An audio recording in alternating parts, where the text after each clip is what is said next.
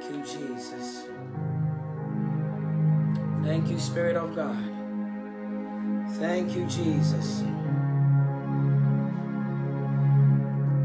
Thank you, Jesus. Thank you, Holy Spirit. Thank you, everlasting Father. Thank you, Jesus. Thank you, Lord.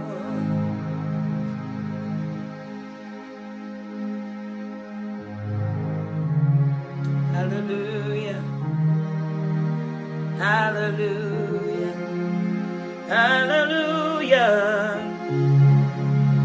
Somebody bless the Lord. Bless the Lord with me.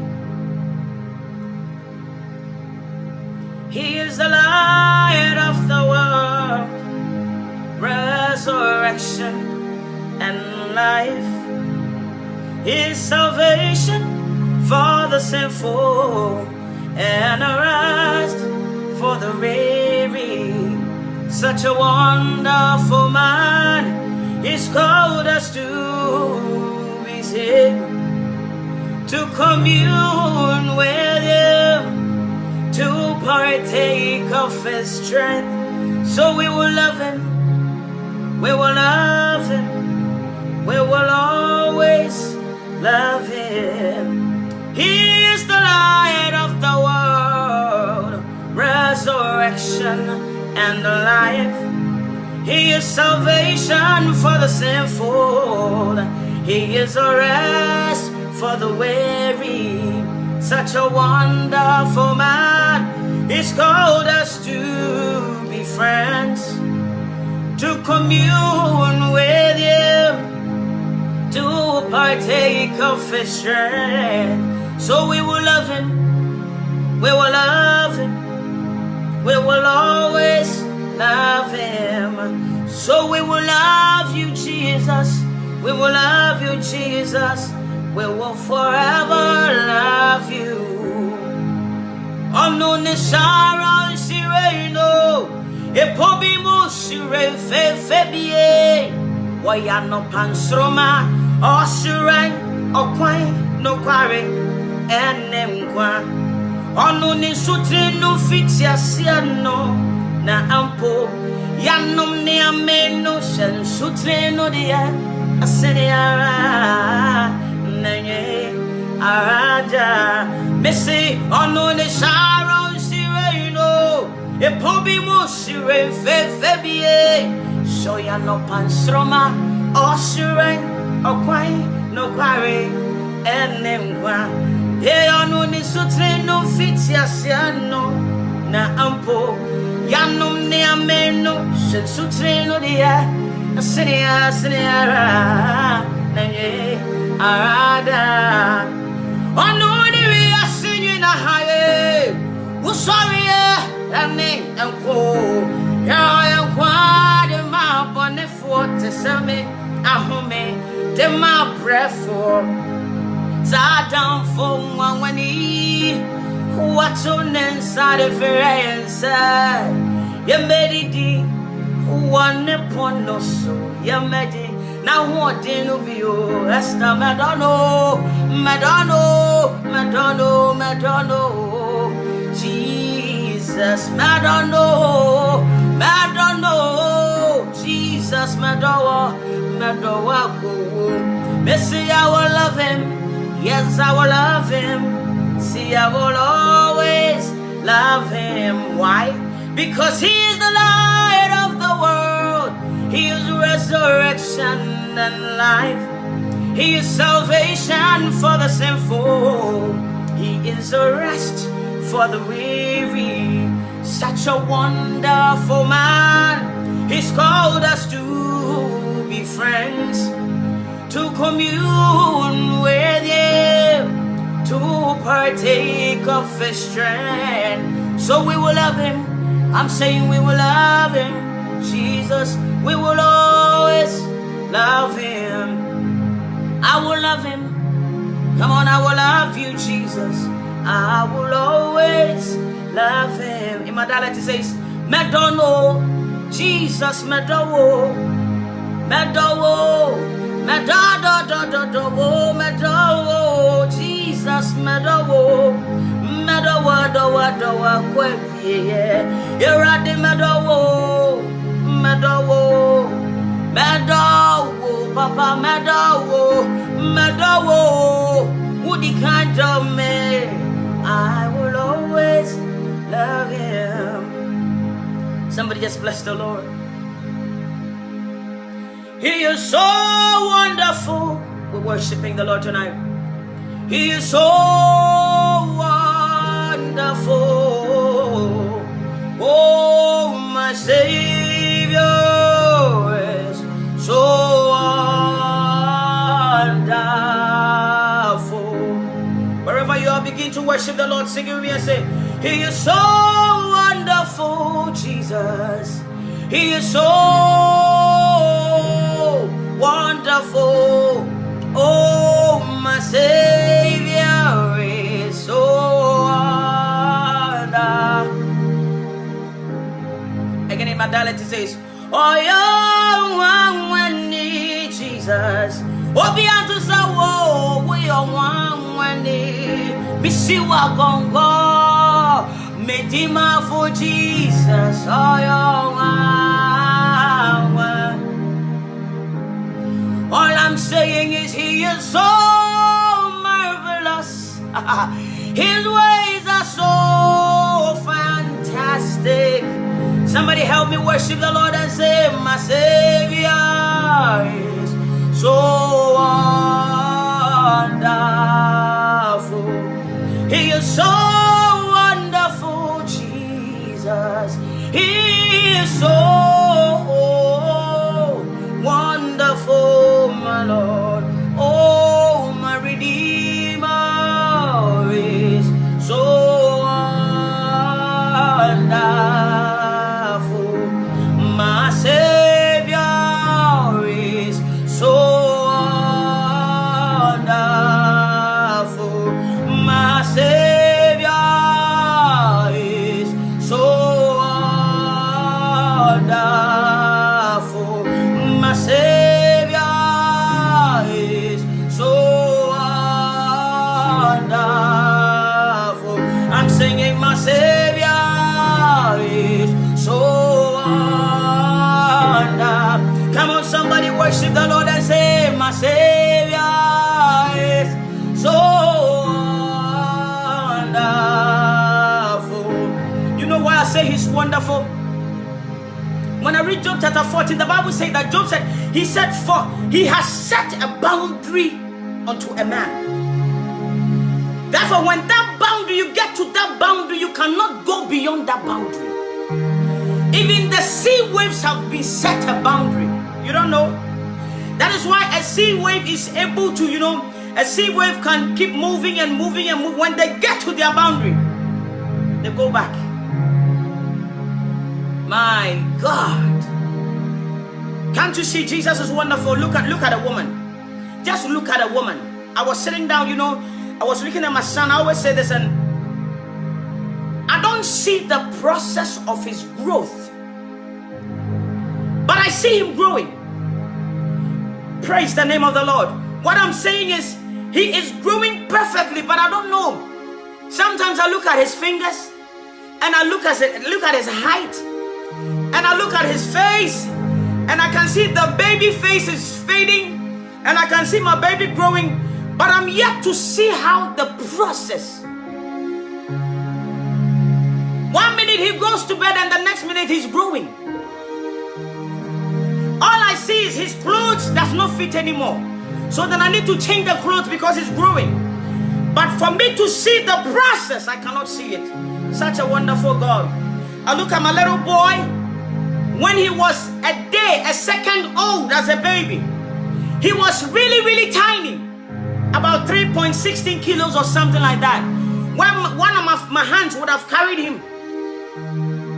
Such a very tiny little boy.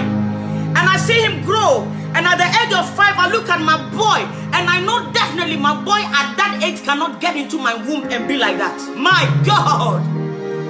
You look at a man 6'4", and his mother is about 5'4". Come on. He is so wonderful. Jesus is he's so wonderful. Oh, my Savior is so wonderful.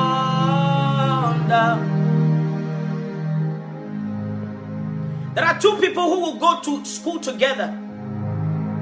At a younger age, they will all study together. The exams, in fact, one will beat the other, so the other one will be higher, the other one will be low. Give them about 25 years and you see that the person who never passed in examination is making it more than the one who got distinction. Life without Jesus is an empty. It's an empty vessel. An empty vessel is not any vessel that is empty, but a life without Jesus is so empty. I'm telling you something. After I studied a little bit, I'm not super intelligent when it comes to educational background. So for me to finish university is a miracle. I mean, it's nothing to boast about, because how I finished university, only God knows. Believe me. And I'm saying this testimony, perhaps somebody will be encouraged. And you look at some of the people you finish school with, and look at how people have grown to become different. You look at your life, that even you never qualified even to hang out with such people, yet God has brought you this far. You don't know what I'm talking about. You are married together. As a matter of fact, some of your friends did their wedding before you. 10, 15 years down the line, you are still single, believing God for marriage. After 15 years, finally the Lord gives you the grace to marry. And within 6 months, you carry a baby.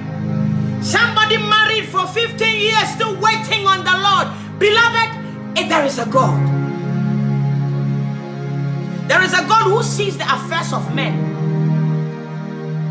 You look at your accolades, your achievements, and you look at people who you know society-wise, they are very high. In fact, intellectually, they're very smart. There are people who have a very high IQ. When you stand with them for 5 minutes, within 5 minutes, you feel stupid immediately. And you know it. If you're like me, you understand what I'm saying. There are people you come in contact with by the grace of God. And by the time you communicate for about 5 minutes, you know how stupid you are. Intellectually, you know you're not sound, because these people have very high IQ. You sit down and you look at your life and you're like, God, this can only be you. So when I stand here and I say, God, you are so wonderful, please believe me. There is a man of God who sent me a message and said, Esther Saforo, have you been to a Bible school? And I was reading the text and I said, Daddy, I've never been to a Bible school, but I carry the presence of the main teacher. Praise the name of Jesus. There is power in the name of Jesus, I tell you. There is deliverance in the name of Jesus. There is healing in the name of Jesus. If you're looking for the greatest miracle that ever existed, it's when a sinner is liberated.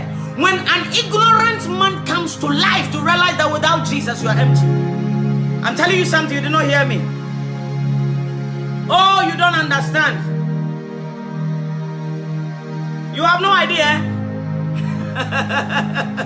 I look at people and somebody asks me, Esther Saforo, how did you become a nurse? I said, you better ask Jesus, because I don't have a clue. As a matter of fact, as I speak to you, when there's an emergency, the first person that will disappear will be me. I'm not joking, no. I'm talking about the grace of God. I'm talking about the unmerited favor of God. I'm talking about the God who does not look whether you qualify or not. He himself qualifies the call. If you can only endure and obey Jesus Christ in this end time, trust me. When I'm here singing He's So Wonderful, please believe me, it is a song that is dear to my heart. Very simple but very deep to me. It is very dear to my heart when I say He is so wonderful. Yeah, He is so wonderful. Oh, my Savior is so.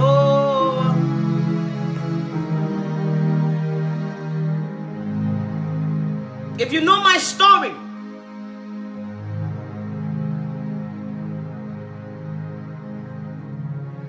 you will see the grace of God. I normally write the epitome of the grace of. This is not English, so I mean it when I say I'm the epitome of the grace of God. You see, some of y'all had children out of wedlock like me. Can you imagine having a child out of wedlock, and a man comes to your family members and tell your family members, listen, let me disgrace myself so somebody can be graced tonight. When you have a child with somebody, in fact you're pregnant, and even in your pregnancy, a man goes to your family. Now he had told you that I'm going to see your family to tell them I made you pregnant. And listen, we had a child out of, I was just a common church goer. Please understand what I'm saying and where I'm coming from. And this man walks straight boldly to my family members. They feed him well. He finished eating, and he tells my family members that as a matter of fact, I don't even know who got this lady pregnant. I am the epitome of the grace of God. Maybe somebody is in that same situation. At that point in time, it got to a stage you don't know. When somebody tells you they feel like committing suicide, I understand. That is why when you young people, you contact me, and some of you say, I feel like committing suicide, I look for you immediately. Because I have been in that situation before. You see, we make foolish choices out of our lustful desires. And those things comes and hint and hurt and wound and destroy us at some point. That is why I'm very practical. I'm not going to tell you fallacies. Because when I tell you my story, when I tell you the grace of God, when I tell you the capability of the power of God, 5.5 years down the line, this same man who denied me, this same man wished I was with him.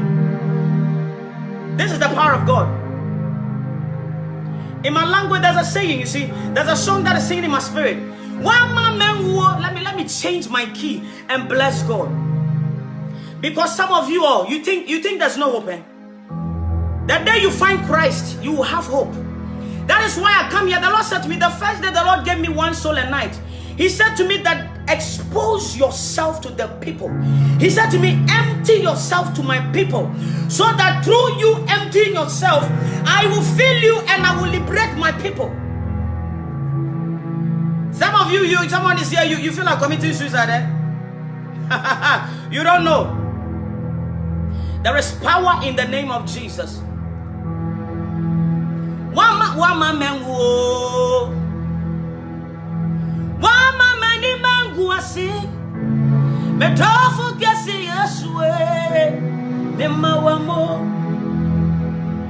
I stand here and I tell you the grace of God and the miracles that God does in my life, when you see me, I go to programs and some of these women see me and everybody wants to be like, please don't, I don't even want to be like myself. Be like Christ.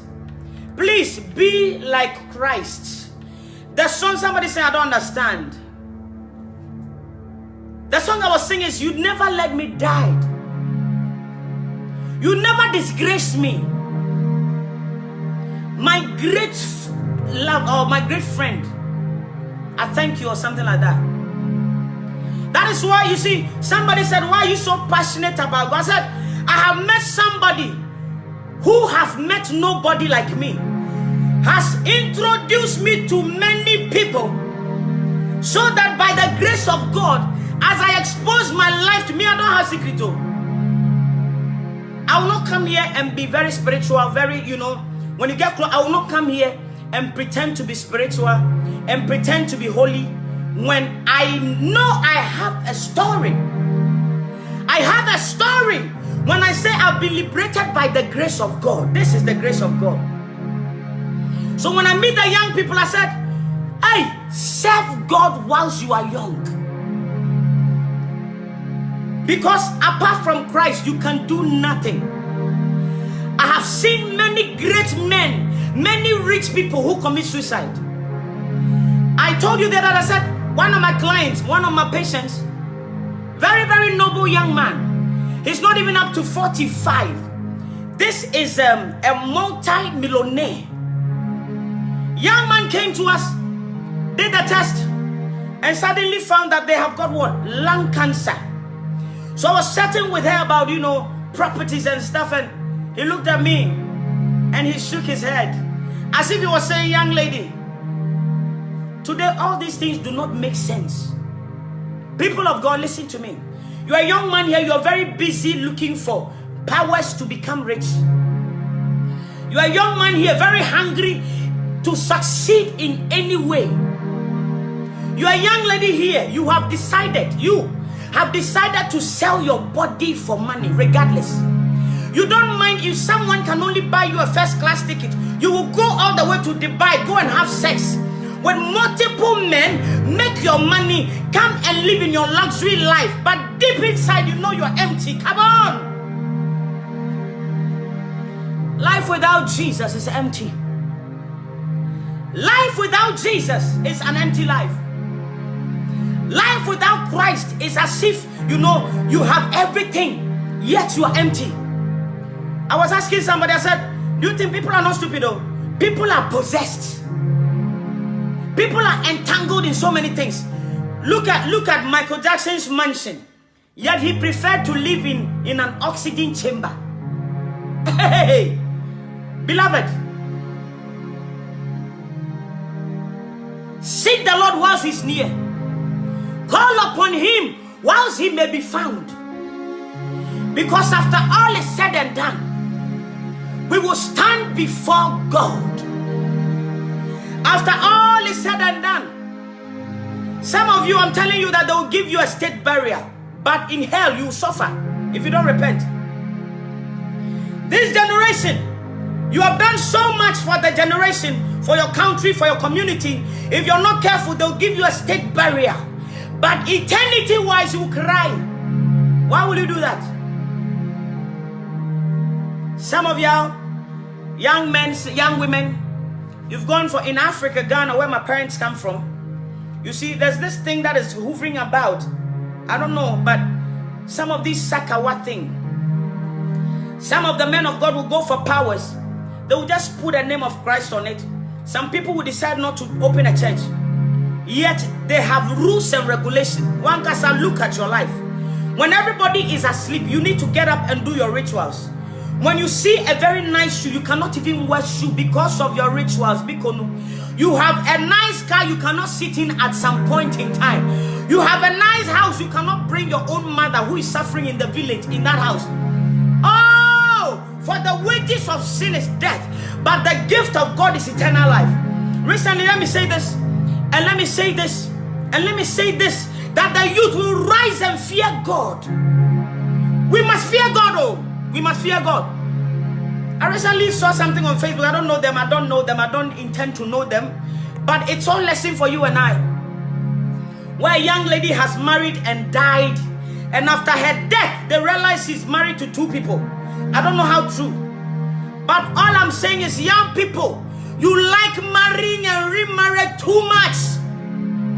Lust, and you see the lust of the eye, lust of the flesh. If you're not careful, you will meet your untimely death for nothing. If you're not careful, you will die just like that, and you become a topic. You become something that somebody will learn from. If you are here, you are alive at the sound of my voice. What at all are you looking for? If you have Jesus, you have everything. You have Jesus Christ, you have everything. If you don't believe me, go to Hollywood. The rich commit suicide every day. People are sitting in Lamborghini, but are crazy, mentally distorted. Serve the Lord whilst he may be found. And let me tell you something for free, please. I beg of you in the name of Jesus. I said I'll repeat and I'll repeat and I'll repeat. Everywhere you will go to where they will not tell you to fear God, to walk in the righteousness of God, to repent from your sins. To, this as we are alive today, my dear, tomorrow is not guaranteed. Today, Esther Saforo is talking, it does not guarantee me living tomorrow. This morning, we all woke up, but some people did not wake up. This afternoon, most of us are here, but some people did not make it. It is about 9 something this evening. Some people will not see 12 a.m. Please, I beg of you, let your eternity be important to you. After everything and people hailing you, get into your room and have a relationship with Christ. You're a man of God and people see. It's funny how people see, and woman of God, you're blessed. Woman of God, you man of God, you see, I see the power of God on you. I see the anointing of the man of God. I need you to pray for, and your head is like this. Your head is like a trailer. Because everybody is telling how good you are. But you need to check. Does your life align with the will of the Father? What you and I are preaching, are we truly abiding by the word of God? The titles you are holding, does it really qualify you heaven? And it is shocking, confused society.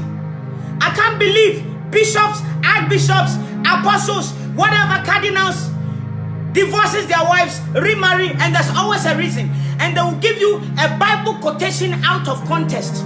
So our society is comfortable in sinning. Society. Today, a young man can easily divorce and give you reasons why they divorce. And remarry and divorce. And they'll tell you why they have divorced. Praise the name of the Lord. And you will meet some carnal pastors. And let me say this, man of God, forgive me, but I need to speak as the Spirit of God leads me. You don't have to listen to me. I don't have to come to your church. I do not, even if you invite me, if I'm not led, I will not come. I've said it here and I'll say it again. My Bible has made it clear to us as Saforo, if you get a place to lay your head, what to eat and drink, be thankful to God. So I'm not here to impress you. Man of God, I beseech you by the mercies of God. We are in the end time. We are in the perilous time. We are in the dangerous times where many young people are dying. I said the elderly people are so alive. As a registered nurse, people come to our hospitals and I see a lot of young people with cancer. It's shocking. Shocking. Shocking. I beg of you by the mercies of God. A lot of the young people are suffering with cancer, HIV, gonorrhea, herpes, incurable diseases. Sometimes you see somebody, the disease upon their body, you can't even describe it. The names they give it to these diseases are shocking. Sin. For the wages of sin is death, but the gift of God is eternal life. Woman, listen to me. We are in, ask yourself, why at all did the snake go to Eve? I said, Lord, why didn't the snake go to Adam? Because women, why did Jesus went to that well and met that woman? Ask yourself. We are dynamic, we are powerful. When the Spirit of God is on a woman, a whole nation can be drawn to God. And when a woman is a witch, that woman can destroy lots of life. Please, we must repent, okay? There is no time. People see me and ask me, are you in Africa? I said, no, I don't have to be Africa to be modest for God. Somebody said, are you from deeper life? I said, I have a deeper relationship with Jesus. I don't need to be in deeper life. Every child of God who has found the Spirit of God, the truth, will walk in the righteousness of God. So wherever you are listening to me, if you are not hearing the truth, if a church is not changing your life, change your church. If a sermon is not transforming you, preparing you to meet the Lord, change your church. I'm telling you, if a group of society you are joining, it is not allowing you to fear God, change your environment. Change it. You think you're very rich? There's somebody at the mortuary who is richer than you. All they have on in the mortuary is a shawl. As a nurse, there are many people who come, and you know when they die, even when you die and you're wearing a designer shoe, you're wearing a designer cloth, the moment you get to the hospital, you wear a hospital gown. Even if you're a chief, they remove your chieftaincy cloth and put on a hospital gown. That means everybody is at that level. What is life? What is life? What is life without Jesus? If you gain the whole world and lose your soul. I have met a very rich guy. Another, let me tell you, by the grace of God, somehow my work, goes with my ministry. I met a very rich young man. The man had, fourth degree renal problems. Now this man, I didn't even know he was dying. So I was chatting with him and he said to me, Esther, I'm not married. I've never married. He said, I have a dog. And he said, so I was asking him, he said, he showed me an area in London. Most of those flats belongs to me. And I have a lot of people who works for me. Listen to me carefully. And so I asked him, and he said to me, as if he knew he was going to die, he said, you know, in case of anything, I will everything to my dog. I sat down and I said, hey, Jimmy, in life, if you don't have Jesus, can you imagine how can you will all your stuff to charity and a dog? So I sat down, looked at the man quietly, I said, you know, there's more to life after death. I didn't say much, because even in UK, for you, if you dare go and talk about Christ to a patient, you'll be in trouble. So we chip in small as the Spirit of God leads us. The next morning, we had chatted. The next morning, I was coming to see him. This was a man who was in his 70s and has been gymming, so he looks very good. I walk in the next morning. The man was being done last office. You know what? He died. They were cleaning him up, and they said, bring the shawl. Get us one of the shawl. They got him one of the shawl. They put the shawl on him.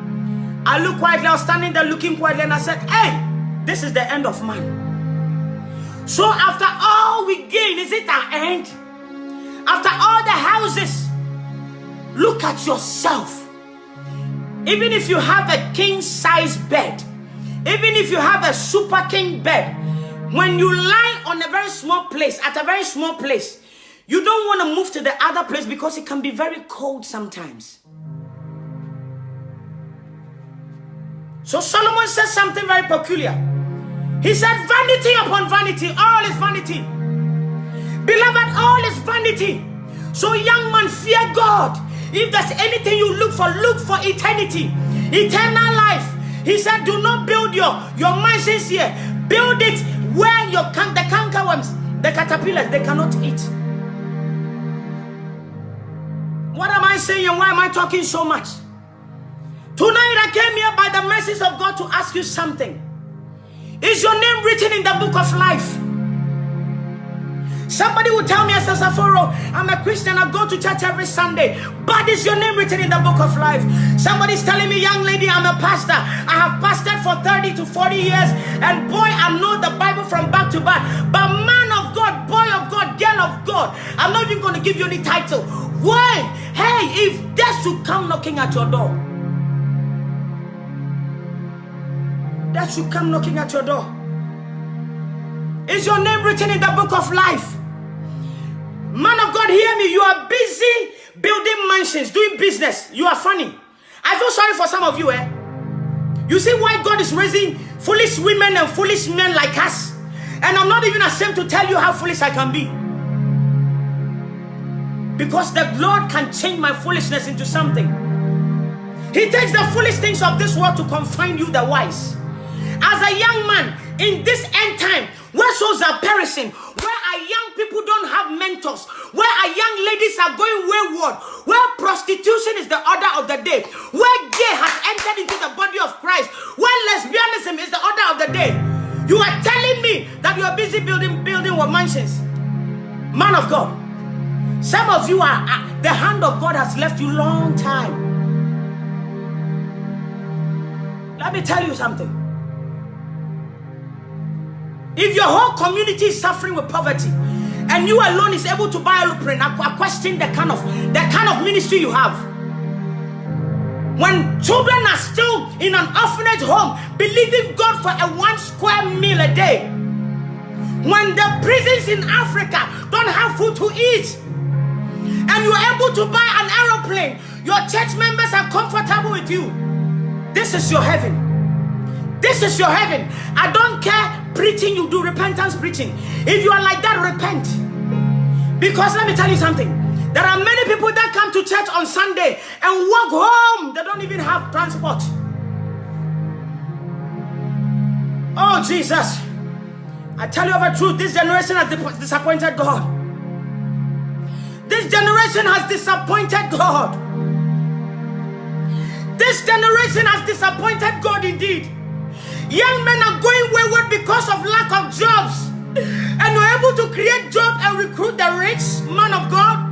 And people are sitting under the clock of your church and they are suffering. Ushers are suffering. Choir leaders are suffering. There are elderlies in the body of Christ who don't have food to eat. And let me tell you one thing I saw that is so sad in Africa. When the elderly grow and become dementors, when they have dementia, they call them witches. If God should bless me, I will build a recreational center for the elderly. And I will gather all the people you people call witches. That is why you will know that you see people are not witches. So some of them have diseases. Some of them have chronic diseases that comes out of elderly being old. Some of them, their brain goes back to a very young age. But Africa, they'll call you a witch very soon. If you're not careful, the whole village will hip you. Just because you're mumbling. Dementia. Sometimes I look at us black people and I cry. And I was looking at us quietly and I was crying in my heart. I said, look. And these same people, they keep exploiting the poor. They keep exploiting the poor. They keep exploiting the poor.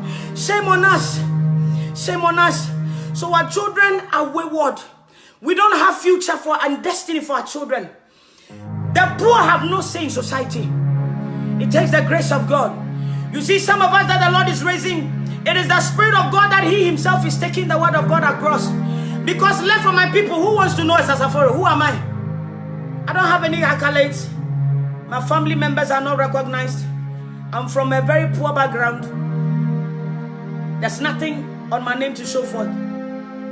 But I take joy in God.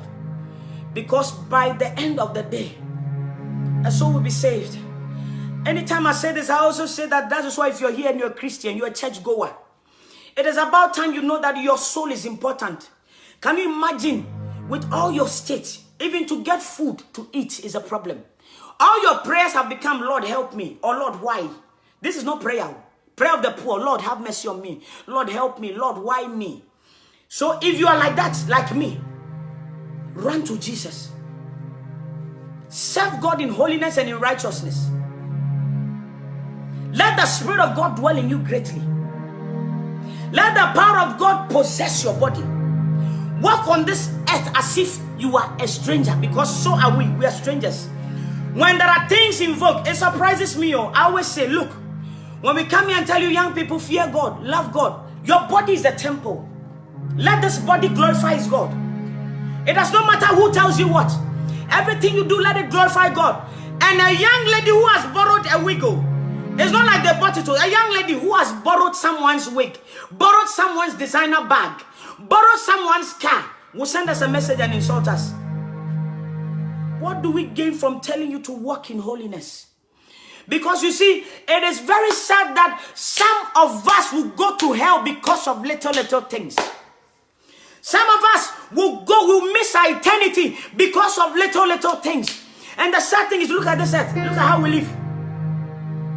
Look at how we live. You alone, the marriage you went into, the hand of God was not in. You're not really enjoying it. In fact, when you hear people talk about good marriage, it's like a foreign language to you. Look at your children. Look at the state of your children. Look at the state of your home. Every Sunday, you go to church and you don't even read your Bible. You don't even have a relationship with Jesus. No, so everybody comes and your little money you have, you either use it to buy handkerchief, you either use it to buy oil, you either use it to buy powder, you either use it to buy salt because of lack of knowledge. The day you find the truth, you'll be free. The day you find the truth, you'll be free. I see a lot of young people send me message. I laugh. Sister Esther, can you pray for me? I need a break. This is what they use. I need a breakthrough. I said, you need a breakthrough. You need to break in order to go through. Break from carnality. Break yourself from carnality, worldliness. Break yourself from every spirit that possesses you. Be free.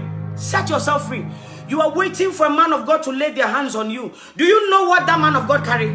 Have you noticed that you got yourself entangled with some men of God and this is your life? Beloved, Jesus is calling somebody tonight. Jesus is calling somebody into a life of holiness, into a life of righteousness, into a life of holiness. You see, let me tell you something. If every successful person, if you are successful in whatever you do, you have a lot of friends. You don't know. Everybody wants to associate themselves with someone going somewhere. So if you're like me, that you're struggling small in life, hey, let God be your everything. Stop the proud, the arrogance, jealousy, anger, strife, the witchcraft. I get surprised. Look at your life. Look at your life. You still carry witchcraft around like a baby. You are still a witch. With all you're going through, spiritually, physically, things are not working for your children. You are still carrying that demonic spirit. Look at your life. And you see, that spirit controls you. I told somebody, let me tell you something. If you don't know that the Spirit of God is able to possess someone, do you know the reason why a madman will come out the way they look? Do you know why you see a madman collecting everything on the streets? You see, in abroad, they are restrained. When you go to Africa, you see madmen who are naked. It's only you who sees the nakedness, so they themselves don't see. In fact, every madman sees you and they think you are naked. Every madman with the eye open sees a sinner as naked. Let me tell you something. And they are naked because there's a spirit that is controlling them. They are naked because there's a demon, lots of demons, legions of demons, that has dominated them. So they become mad. And the demons have blinded them so much. They may be blind, they may be so blind, they see you, the normal person, as naked. They see you, that's why you see a madman who can laugh at you for no reason. They are laughing at you. The madman sees you and laughs because in their world they are fine. And you tell me that, knowing Jesus is from the heart alone. Out of the abundance of the heart, the mouth speaks. Out of the abundance of the heart, the mouth speaks. If the spirit that possesses a madman comes out and really transforms a madman, and the madman does not want to wear clothes anymore, the madman does not want to wear shoes anymore, you must understand that, beloved, you are possessed with something. If you don't understand the word of God, if you cannot abide by the rules of the word of God, if you cannot abide by the regulation in the kingdom of God, if you are just a church goer, if you go to church and sleep with people's husband, you go to church, you are still a thief. You go to church a drug baron, and you give your tithe to pastors, and these false pastors will pray for you to get business. Understand that something has possessed you out of ordinary, and I tell you, it is not the Spirit of God. When you see, that is why this generation was so blind. Why do you think you go to a church why you see a man of God lay his filthy hands on people and they fall? Do you think all is from God? Do you think all is from God?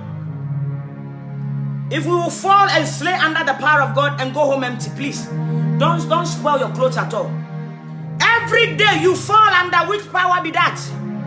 Every day you fall under which power? And when you rise up, in the moment you rise up, you go straight to your boyfriend.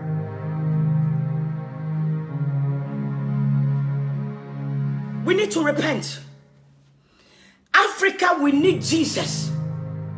I'm telling you, I believe strongly that a lot of young people from abroad that the Lord will bring to Africa to teach you people the ways of the Lord.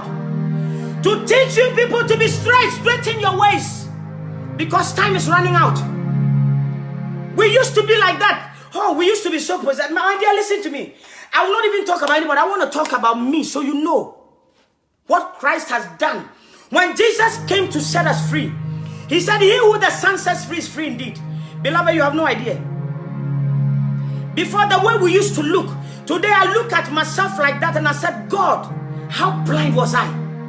There were some men of God we used to follow. And if anybody dares to talk about these men of God, these false prophets, I would have dealt with you as if I'm dealing with my enemy. Because we were blind.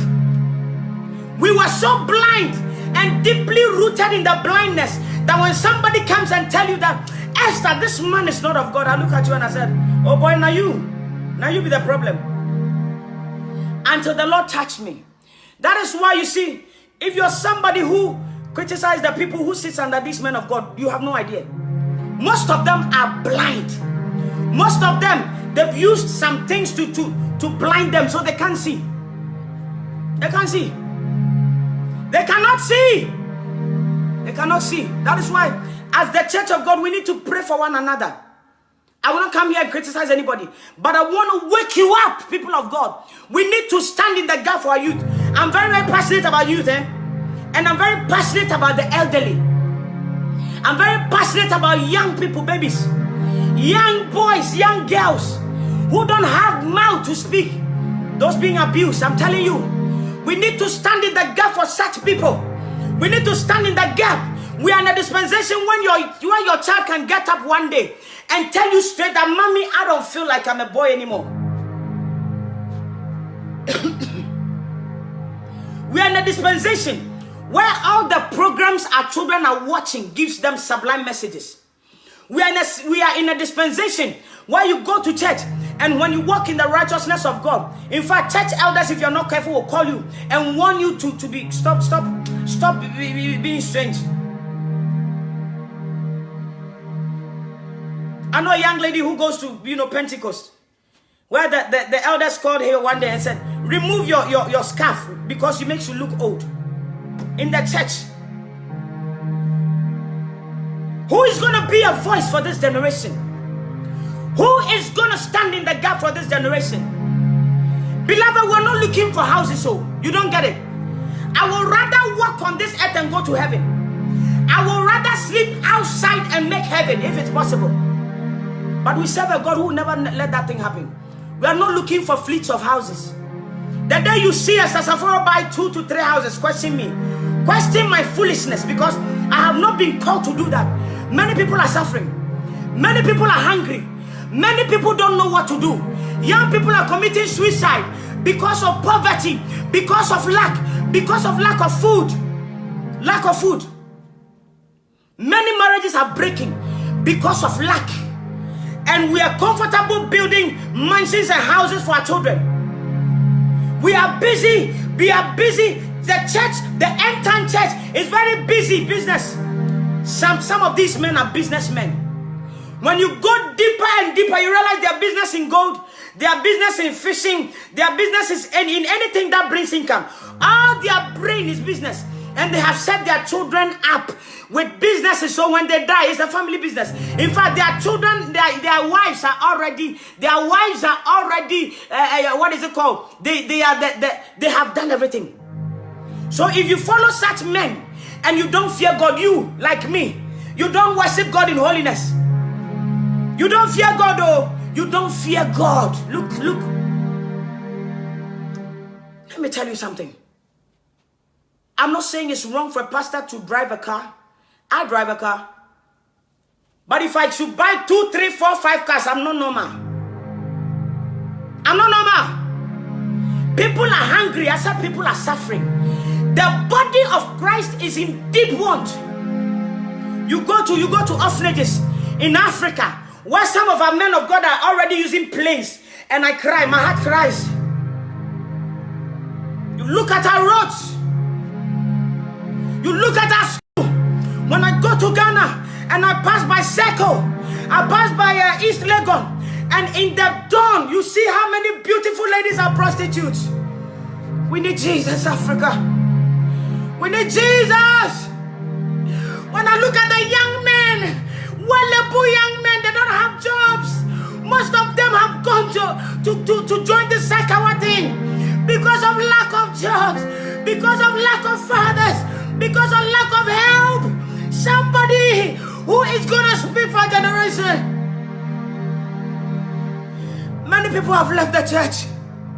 Many people have left the church not because of anything, because nobody is there to help them. Nobody is able to hear them. Nobody listens to them. So if somebody will hear them, if only they are gay, they are lesbians, they will go to them. This is the society we are in. People of God, we need to rise in prayer. Our youth need mentors. Our youth need help. Somebody needs to stand in. Even in Africa, I tell you something. For somebody to become a president, they would have shed blood. They say innocent blood. Can't you see? For somebody to be a president, they would have shed a lot of blood. They shed blood. Just to go to the top, they shed blood. For somebody's church members to be many, some of them shed blood. Africa, we need Jesus. We need Jesus.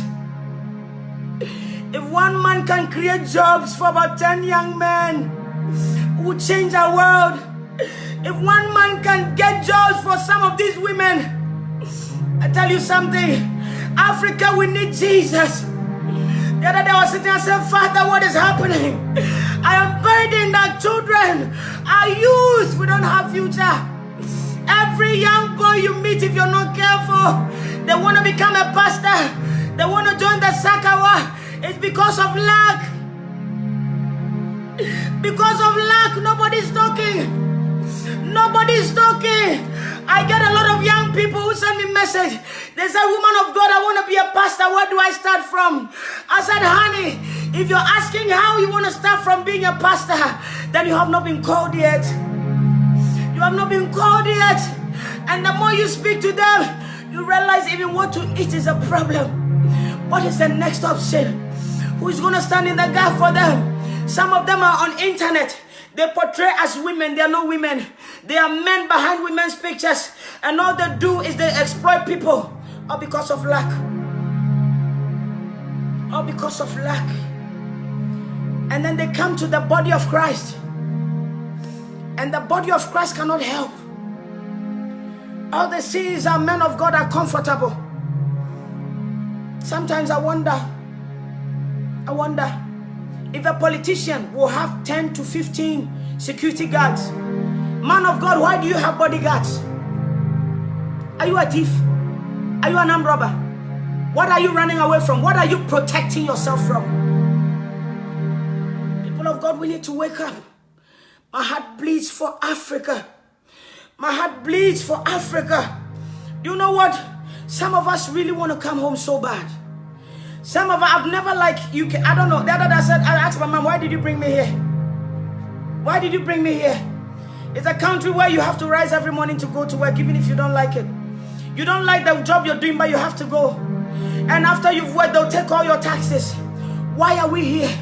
People are here stuck. They don't have papers, but they can't come home. Because Africa is that bad. I beg of you. People love, you see. That is why the white people look at us. Look at what we have: gold, manganese, diamond, timber, cocoa. These are real stuff. Why do we go wrong? What is wrong with Africa? And you see, religion has blinded us so much. So much. We can't think anymore. People of God, I'm saying this because after all this, so are we going to go to hell as well? After all this, are we going to go to hell? Impossible.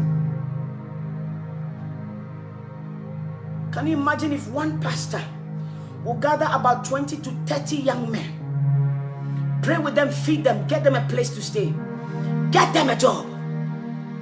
We will change Africa. People have joined, some men of God have joined the Sakawa thing, not because of anything. Oh, they love God. Oh, they started well. They started very well. And some of you who sit and criticize, they listen to me. Some of them started very well and they still love God. But out of poverty and pain, out of lack, some of them look at their background, their family, how people are struggling. We are in the end time. And if we are not careful, even those that the hand of God is upon can just give up. So the Bible says that even if the time is not cut short, even the elect, we cannot make it. Who told you? Who told you? We need to stand in the gap. And as we pray every day, you see, the message of holiness, people don't like it. The message of holiness is a message of hope. The message of repentance is a message of hope. Jesus came to set us free from sin, so that you and I will be liberated. You see, when you walk in the righteousness of God, you will not be part of this. Whether you lack or not, your confidence is in Christ. Whether you have it or not, your confidence is in Christ. Whether they like it or not, our confidence is in Jehovah God Almighty. But if you don't have Jesus, Uncle, people of God, I beg of you, if you're here at the sound of my voice, sanctify yourself. Young man, you're here. Young woman, you're here. Don't rush into something that you cannot finish. Wait upon the Lord. Be prayerful. Grab your Bible. You want to become somebody, it is all hidden in the Word of God. You want to make it. You want to walk in your destiny. You want to walk in your purpose. You want to get to where God wants you to get to. Beloved, obey the principles of God. If you want true peace, it's not in money. Who told you that? The Bible says money answereth all things. It is the root of all evil. It's not evil. Money, it is a powerful force. But money without Jesus is as empty as somebody who did not have it at all. We need to seek the face of God. We need to seek the face of God. Surrender our lives to God. Youth, you're here, you're listening to me, young people. You need to align your will with the will of the Father. Let me tell you something. There's nothing the devil can give you for free. You see, at the beginning, you'll be cool. It's like a young man, you have a six-pack. Every woman wants you. It gets to a stage, you realize that every city, you have a child there. The older you get to, you realize that everywhere you go, you have children everywhere. If you're not careful, your own girls, your own children, girls, will go and marry some of your own sons. People of God. So the Bible says that how can a young man keep his ways pure? It's only by living in accordance with the word of God. Understand, you see, the heart of man is so deceitful. Our heart tells us that, I'm going to be 70, I'm going to be 80. Tomorrow is never guaranteed. Not all of us will be 70 or Tom. Not all of us will be 60. Not all of us will be 80. Not all of us will be 90. Let me tell you something. When you check from Genesis to Revelation, in the beginning, God gave us many years. People used to be 120 years old. Then it dropped down to 77. Then it has dropped down to 60. Beloved, our age has really dropped down. Today, if you're here and you hit 60, it is the grace of God. People are dying young, for sin has abounded. It is of a necessity that we align our will with the will of the Father. Beloved, whatever you see, we don't have time. Time is running out. Today you see me here, tomorrow you may not see me. I will see you here. When we started One Soul a Night, a couple of years back, by the grace of God, there were many people who used to follow. And I tell you, many people have died. There are many people who don't see, not because they don't come on social media. They've lost their lives. There's a man who used to follow me. One needs something. And somehow I was just checking my friends' thingy. I don't know them personally. But out of curiosity, sometimes when you're just watching. And then I realized, rest in peace, rest in peace, rest in peace, rest. I said, people of God, time is running out. If there's anything you can do for your soul, I always say that you want to change your world, be the world that you want to change. You repent and walk in holiness. Can you imagine if I did not say yes to Jesus? How many souls would have been lost? How many young ladies would have lost their lives? There are many young ladies who send me a message and say, Sister Esther, I'm pregnant. The man said he will not take the baby. I said, you're going to have the baby. Oh, yes. I said, you're going to have the baby, and you have a bouncy baby girl or boy, to the glory of God. People need the Lord. Our youth need encouragement. People need Jesus. The youth, they need mentors. Sometimes some of them, you see, they'll say, Esther, I want to talk to you. And then you pick their calls. And you just listen and listen and listen and listen. And you realize all they want is someone to hear them. Just someone to hear. For you to be able to approach your pastor, if you're not careful, a security guard can knock you with their elbow, you never forget. For you to go and meet your pastor and tell your pastor, man of God, I just want to come and greet you and acknowledge you. How these security men can push you aside? Of course, unless you are well-to-do. If you are well-to-do and you support the church, of course, in pastor's house, they will allow you to come. That is why we're bringing you gospel, oh, the gospel of Jesus Christ. Jesus came to set us free. He came to die for us so that you and I will be liberated. Somebody will laugh. I've seen that before. If you're not careful, how they'll knock you. So when I go to any church and you see these people are stop only, I said, no, allow everybody. Allow everybody. And somebody said, if you're not careful, somebody will hurt you. I said, me. I'm already hurt. I'm a wounded soldier walking. Who can hurt me again? Truly, if there is a safe place like heaven, who says I want to live here alone? Jesus said, you see, allow the children to come to me. For the kingdom of God belongs to this one. This end time church, will tell you if you need a pastor, you need to book an appointment. Can you imagine? You need to talk to your pastor. You need to book an appointment with the secretary. You need to see your pastor or man of God. Just to sometimes acknowledge them. Pride and arrogance. And oh, please, allow me. Which heaven are we going? People are jokes, eh? And they'll tell you, fathers of the land. Nobody's my father. Show me the father of the land. A father of the land who divorces and remarries. You're not my spiritual father. It's not a good example. Me, I'm coming from you see, look at my background. I went to get a child out of wedlock. I'm looking for somebody that I'll look up to. That my child will look up to and say, this.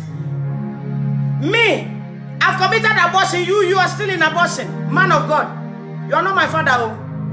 Oh, you are not my father, please. I just stopped fornicating. I stopped committing adultery. I come to Jesus. You are munching all the girls in the church. You are not my spiritual father. You cannot be my spiritual father. You can be 100 years in ministry. You are not my spiritual father. We're looking for mentors who have sanctified themselves. Mentors who have passed, but their presence glorifies God. These are I'm telling. Oh, please, I beg, stop. We need Jesus. Our youth. Why are you laughing? And somebody will say, this is not disrespect. This is honesty. Honesty. Me. The Lord has saved me from all sorts of sins. Masturbation, fornication. Tell me. I would date someone's husband not because of love. I'm looking for something to do something, quick money. I'll go for an elderly man, not because of any. Sometimes they're busy. I want to marry. I say, who do you want to marry? And God has saved me from this filthiness. And by the grace of God, our youth is looking for mentors who will tell them where you have been before, but God has set me free. I come to you and your ex-wife is also preaching. You are also preaching. You are married. Your children are married. They are divorcing. We have a problem. The end time church. We have a problem. Please, I beg you, people of God, we need to stop all this carnality. Because truly, if God sets us free, we are free indeed. When Jesus said that we should be perfect, for He's perfect, His perfection completes us. Look, do you think I can do anything by my own strength? It's a lie. Me, every day I depend on the Holy Spirit. Oh, it's a lie, I'm telling you. If I tell you what sometimes my mind tells me, if I tell you what my mind tells me, even as a woman of God, and I always, by the grace of God, bring it under the subjection of the Holy Spirit. I bring it under the subjection of the Holy Spirit. I'm saying this so that you will know that, you see, Christianity is a process, and repentance is every second. When the Spirit of God reminds you of something, don't wait. Just ask, Lord, forgive me, wash me, help me every day. Father, give us the strength. Help us to walk in your righteousness. Can you imagine you're doing this, striving to enter into the narrow road, and then you meet a man of God who wants to sleep with you, a married man of God who wants to come and sleep with you? I beg, slap him. It is a generation where they call good bad and they call bad good. It's a generation where, let me tell you something. If you don't have it, which man of God wants to see you? In Ghana? Oh, you joking? They'll give you front seat. Even if you come early, you sit at the front, you're going to go back. The front is for those who are doing well. Oh, you can sing very well. You go to a pastor. Pastor, I want to bless. You want to bless Kenny. The main singer is the pastor's girlfriend. Flesh. Carnality. The church of God needs to rise in holiness. The church of God needs to rise in righteousness. The church of God needs to rise and repent from all these things. Seriously. When we come and tell you, youth, dedicate your life to Jesus. Our God is a destiny changer. I never thought I would ever be able to go to school. When I say it, I'm serious. Never ever dreamt of nursing school. One day somebody said to me that way back, I was in Achimota Forest. I met a young guy who said, I see you as a nurse. I said, you don't know what you're talking about. How can I become a nurse? My mother at that time was sleeping in a living room. We were living with our grandmother. I had me and my sister, we were 3 girls. And my cousins were all in one room. And somebody sees you and tells you that, I see you as a nurse. I said, you don't have no idea. Me, I'm a school dropout. So I remember asking that person, didn't you see that I was a school dropout? And some of them said, I see you in abroad. I said, I was born in abroad, but even the ticket said for me to go to abroad now, we don't have it. So we are managing. God is a destiny changer. God is a life transformer. God, He is a way maker. Where there is no hope, He is the hope. He Himself is hope. Someone is laughing. I'm telling you, my story, if I tell you, you wipe your tears from today and you realize that there's hope in Christ. The secret is walking in the righteousness of God. The secret is walking in the holiness of God. The secret is bounding the word of truth in your waist like a belt. The secret is bending that, wearing the shield of righteousness. It is a great secret. It's not about going to sleep around with many men. They'll destroy you. Anybody who destroys the temple of the Holy Spirit, you'll be destroyed. Let Christ dwell in you greatly. You're looking for marriage. Don't you know that God is able to give you more exceedingly and abundantly than you can imagine or think? You're looking for a degree. Don't you know that our God is more powerful than a thermometer? You're looking for business. He is the main businessman, the boss. Business among business. The wisest. He makes a way where there seems to be no way. He is a great connector. Call unto me and I'll answer you. And I'll show you great and mighty things thou knowest not. If only you call on the name of Jesus, beloved. It may be you're a church goer, you just go to church like I used to do. From tonight, let it be your heart cry to walk in holiness. Let it be your heart cry. Your heart cry. You can go to a whole church. Be the only one. Make up your mind that you be the only one that when the rapture comes, you make it. Follow scriptures, not church doctrines. I said follow scriptures, not church doctrines. Beloved, Jesus is able, more than able. I don't know what you're going through tonight. Some of you are just watching, but deep inside you've given up on God. You've given up on yourself. You've given up on your destiny. You've given up on life. You've given up on everyone. Somebody, you're listening to me. All is left is for you to drink a medicine just to lose your life. Hold on a minute. Hold on a minute. There are many lives connected to your life. From tonight, let me tell you, because this word of God will condemn you. If you ever commit suicide, you will go straight to hell, because your life is not yours. Many lives are connected to yours. If you can only hold on a little longer, young man, hold on a little longer. Your help is on the way. Hold on a little longer. You are not the only person the man left you with the children. You are not the only person who is pregnant without a husband. You are not the only person at your age who don't have a job. You are not the only person who has been trying but things are not happening. You are not the only person with HIV. You are not the only person with herpes. God is a miracle working God. There is one thing needed. There's a lady that called me. And pardon me, young lady, if you're listening to me. 39-year-old lady. There's something she said that really hit me so hard. She said, we have been believing God to buy a house. And by the grace of God, we bought the house. He said, within 6 months of us getting the house, I got cancer. He's not even up to 40. He said, the cancer I got, I think cancer of the bone or spinal cord. And it started with breast cancer. And the cancer, he's on stage 4. 2 children. What is life? You strive to get something that you've wanted so bad, and you don't even have the energy to enjoy it. He said to me, Sister Esther, until I go to this position where I lie down sometimes in pain, that is where I realize the power of God. That is where I realize the goodness of God. That is how I realize how far I was from God. Why do we have to wait? Don't wait till things are late before you run to God. Whilst you are alive, healthy, whilst you are strong, young man, fear God and walk in His holiness. There is nothing like a rich man serving God in holiness. There is nothing beautiful like a beautiful young lady serving God in holiness. Some of you laugh at us, but I tell you something. There is something more than gold. There is something more than silver. The Spirit of God in the heart of man is something more than gold. Beloved, there's something more than money. There's something that money cannot buy. Money cannot buy your health. Money cannot buy your salvation. Money cannot buy your eternal life. Money cannot buy it.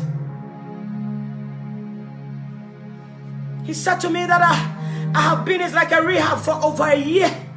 The house that she managed to buy with her husband, she has never enjoyed it.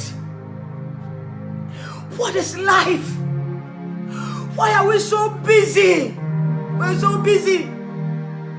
We are so busy. Busy gathering things that will not last. Gathering things that will not last. We are so busy getting ourselves into marriages that has not come from God.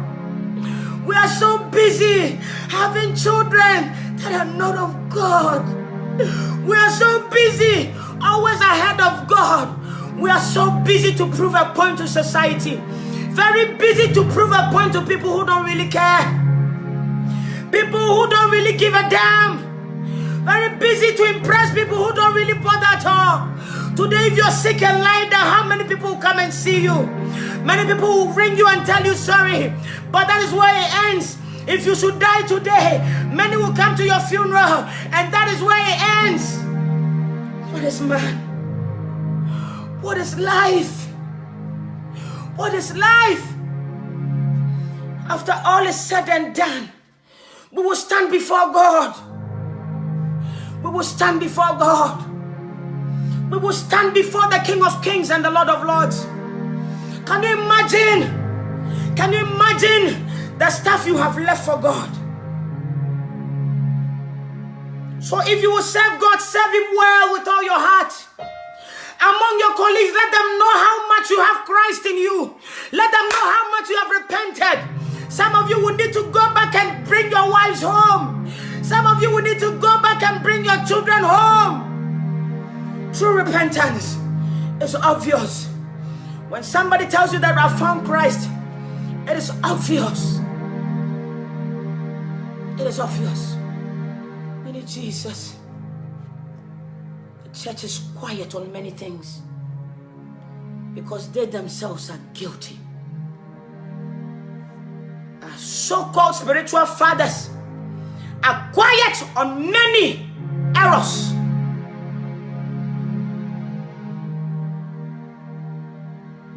How can I come out and tell you, having child out of wedlock, that it is against the will of God unless I repent? Unless I have repented,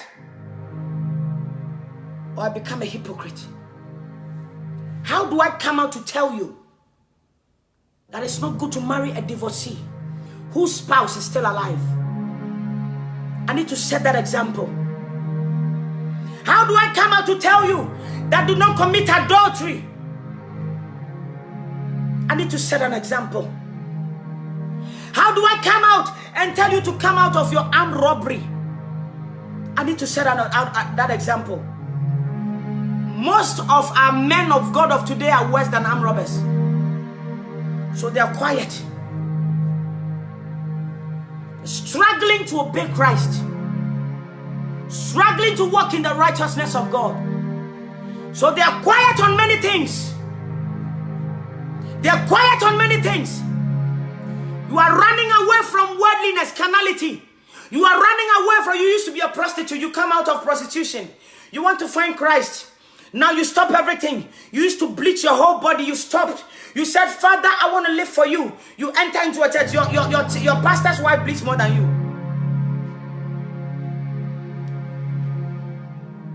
A repentant prostitute, now a pastor wants to sleep with you. May God have mercy on this generation. May God pity us at all costs. May the blood of Jesus speak for us. So many of you have left Christ because you have the notion, the idea that everybody is like your pastor. You have the idea that everybody is like your pastor's wife. Please, I beg of you by the mercies of God. There are those that have not bowed to Baal. There are those that will obey Christ regardless of their situation. There are those that will love Him regardless of their circumstances. So if you're here and you've given up on Jesus, you are here, you've stopped going to church, you are here, you've stopped worshiping God, you have left the choir because your choir master slept with you, because your pastor also finished you off, because the usher finished you off. Let me tell you something. Tonight, if you repent and come to Jesus, God will give you a fresh start. It is about your soul. It's not about your pastor. It is about your eternity. It's not about anybody. It's about your eternity.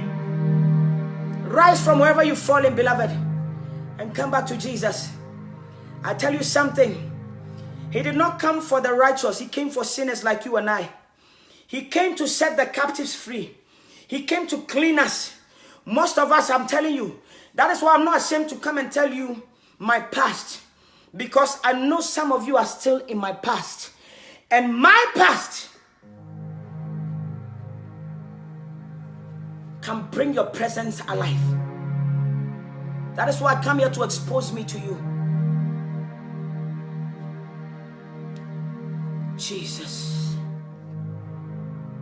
People of God, it is not too late for you. You are listening to me. Perhaps everybody in your area knows. Listen. Everybody in your area knows you as a prostitute. Even Mary Magdalene. Look at Mary Magdalene. That is why she was not ashamed to pour the alabaster oil at the feet of Jesus and wipe it with his hair, his glory. Because Mary Magdalene knew what God has done for her. She knew where she used to be, that Christ cleaned him up. If you check very well, Mary Magdalene had about 7 demons, and Jesus set her free.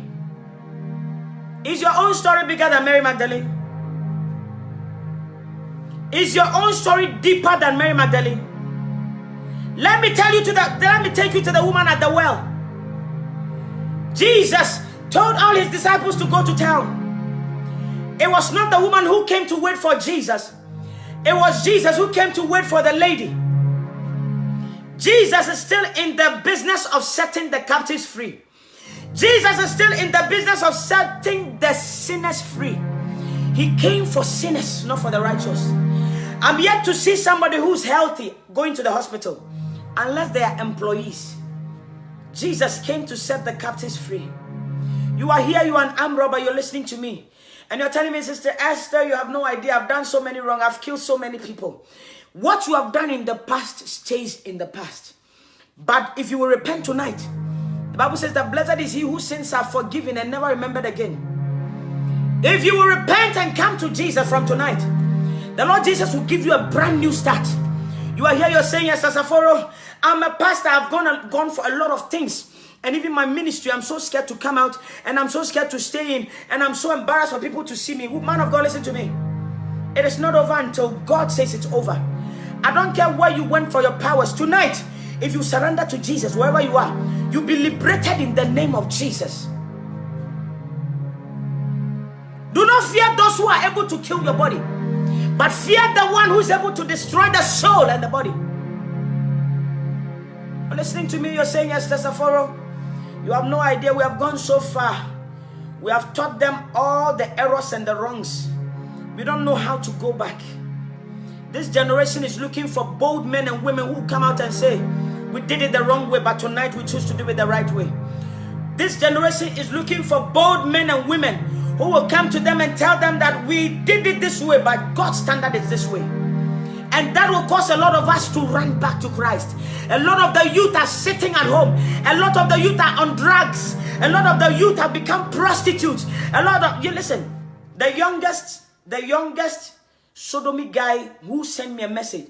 He said to me, Esther, I started being gay at the age of 15. This guy is African, a Nigerian guy to be precise. He said to me, Esther, I started being gay at the age of 15. He said, on my 21st birthday, I was hovering around social media. And I don't know, he said, I don't know how I got to your page. He said, the first message I listened to, it hit me as if there was. And you see, the other day I said, this young man is a prayer warrior. This young man said to me, he said, Mama, I'm a prayer warrior. Not only that, I teach the children also. And I've been like this. I'm 21 today, he said to me. But that means I've been like this for 6 years. He said to me, Mama, even some of the men I sleep with, I don't like them. He said, it's not even nice. When they go around my back passage, it's so painful. Hey, our youth need mentors. He said, my mother died 4 months ago. I wanted to tell my mom that I was gay. But it was so difficult. He said, I was so embarrassed that my mom, so I couldn't go to tell her.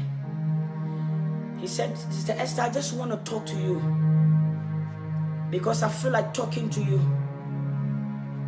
And we spoke for a while. He cried for a while.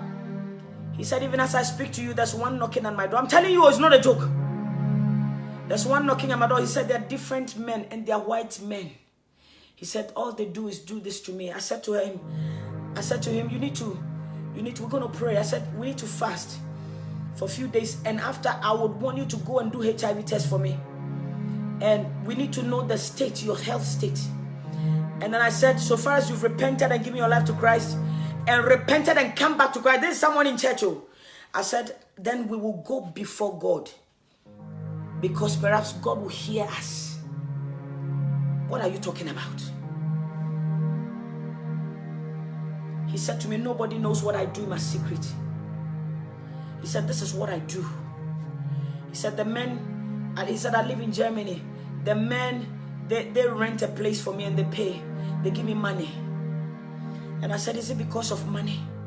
He said, even the money, I don't need it. He said, even if you ask me why I do that, I don't know. He said, I don't even like what I do. He said, sometimes I hate myself so much. I don't want to see myself, my image. Very handsome young man. Very, very handsome young man. You tell me the church, what is the church doing? He said, I go to church every Sunday. He said, through this, I have not stopped going to church. He said, my pastor cannot even see to tell me. He said, nobody at the church sees me to tell me. He said, all they see is me wearing designers. I wear nice stuff. People of God, the day you and I will walk in the righteousness of God, many lives will be transformed. The day you and I will come back to Christ and ask the Spirit of God to cause a fire to burn for God, many of the youth will come back to Jesus. There are lots of young ladies, I'm telling you, married women. I'm not joking, no, people of God. We need to really repent and come to Jesus immediately. It is a cry, my heart cry that will come back to Jesus. Many married men and women of God send us messages. And I'm not here to disgrace anybody. I keep their names discreet. They come, do you know why? These are married men who are not deprived of sex, yet they masturbate, and it's a problem. Many women, some worship leaders, some worship leaders, deacons, deaconesses, pastors, under the influence of masturbation. Jesus. People of God, we need to return back to Christ. Because the day we repent like this, many souls will be liberated. I have a lot of young people that occasionally will call me and we would chat. I will encourage them, and by the grace of God, I see transformation. There's a young man who called me and said, Sister Esther, he said, I'm able to stay in my room for 4 hours. I don't come out. I don't need to come out because I masturbate. He said, I can masturbate. He said, every day for 4 hours. Every day. Only 19 years old.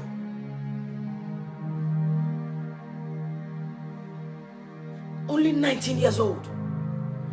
And then I asked, I said, where your mother?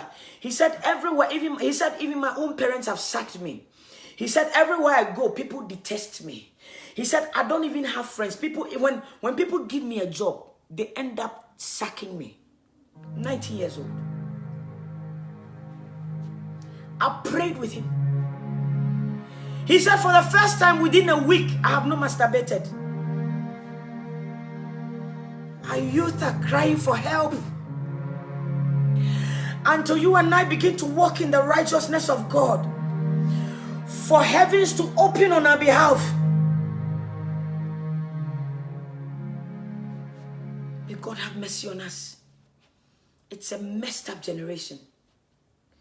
There are a lot of truth that if many people knew, they would never have married their current spouse. The church is quiet on a lot of things because the church itself is guilty. So you see, the Lord is raising prostitutes. The Lord is raising people from the prisons, courthouse, whorehouse, from the streets, washing and cleaning us. So we'll come out and tell you the truth. And beloved child of God, if you hear us and walk in the righteousness of God, you see this word of God. I always come here and I say the same thing. Write this word of God on your heart.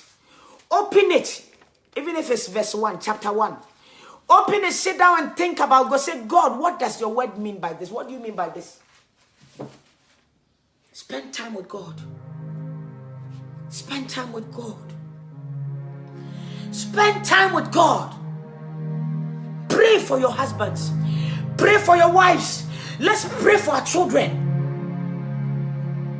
Sometimes at the age of 5, when I hear some of the stuff that comes out of my young boy's mouth, when I'm lying down praying quietly, sometimes I lay my hands on him. So he's always under my, literally lay my hands on him. We need Jesus. People of God, we need to walk in holiness. A holy life is a life well lived. A life pleasing to God. And it is the same passport taking us to heaven. You can be born again and go to church every Sunday without knowing you are not aligning your will with the will of the Father. You can be under the clock of hallelujah for years, but the hand of God would have left you a long time.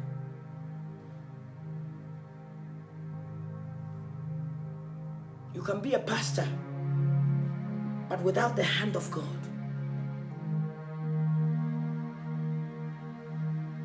For Samson wanted to shake himself again. Little did he know that the hand of God had left him. Woman of God, man of God, we need to go back to Calvary Cross. We need to run back to Jesus. The message of repentance must get back to our pulpit. The message of holiness must run back to the church. The message of sanctification. For hell and heaven is real. Heaven and hell is so real. How can we say we've been called by God and don't fear God at all? How can you use the name of Jesus, yet we don't obey him at all? How do we call ourselves men and women of God, yet we study the word of God in parts? We teach the word of God in parts. We preach the word of God in parts. How? This generation needs all of God. This generation is so corrupt, they need Jesus.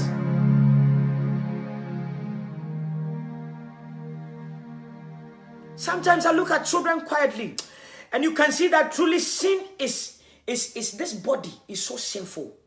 Nobody teaches children how to sin. No. They can be so naughty and they can look at you as if they've been trained. People of God, you are here from today.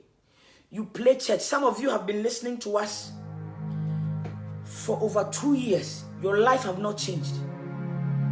On Friday, by the grace of God, somebody says, true.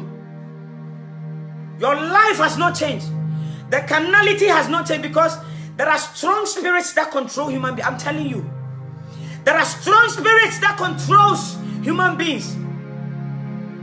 Today, a pastor is able to preach. You know, it's funny. Let me tell you. You know the Broadway churches, where you can do what you like because they tell you Christianity is from the heart. A pastor is able to twist the message of holiness so much so that you would think that, oh, God's grace makes you holy. They're able to twist the word of God. If you're not careful, you go and borrow money and go to Israel because you think Israel is the only place where you can be baptized. They have twisted the word of God to the extent that all your mind tells you is that if you can get an oil from Israel. Now, if the oil in Israel works that powerfully, the Jewish people, come to England. There's a place called Stamford Hill. How they have dominated that place. If oil from Israel cures your carnality, they will never be in Stamford Hill. The message of salvation, Bamba. I went to, you don't know. I was in charismatic almost all my life. They'll come and do programs. Convention of Queen, convention of that. You will never hear them do altar call. Never altar call, Kenny. They'll do altar call for you. The messages of their preaching has nothing to do with salvation. The message have 7 ways to prosper. And then they'll invite men of God every day. They are binding your demons. Every day they bring deliverance ministers who themselves need deliverance. I'm telling you. And after all the deliverance, it's so funny. Oh God, open the eye of your people. They will tell you a night to bring 50 pounds because it's your blood. They can preach and turn the word of God. And they tell you that your money is your blood. So come and put your money under the altar so your curses will be broken. If this is what breaks curses, I think the rich people won't have a problem at all. You see how foolishness has tendency into. I'm not joking. Me, I've sat under some of these men of God for years. And you see, that is why when the Spirit of God, really spoke to me one day. And I had the encounter. The Lord said to me that the tour, he said to me precisely, he says that the tour is over. And I said, which tour? He said, now. I began to see. Sometimes he will take me to a church. And now he told me that all the churches you've been into, it was a tour for you. To tell my people to walk in holiness. They will bring, I'm telling you, a convention where they bring men of God from Ibu State, where demons over there, they can't even solve their own problems. And they'll come and tell you to bring money. That money will break curses from your family. My dear, if the blood of Jesus is not enough for you, your money will never be enough. We need to repent before you yourself find yourself every day with false teachers and false prophets. That should tell you that you yourself, you're a false Christian. We need to repent. We need to repent and walk in holiness.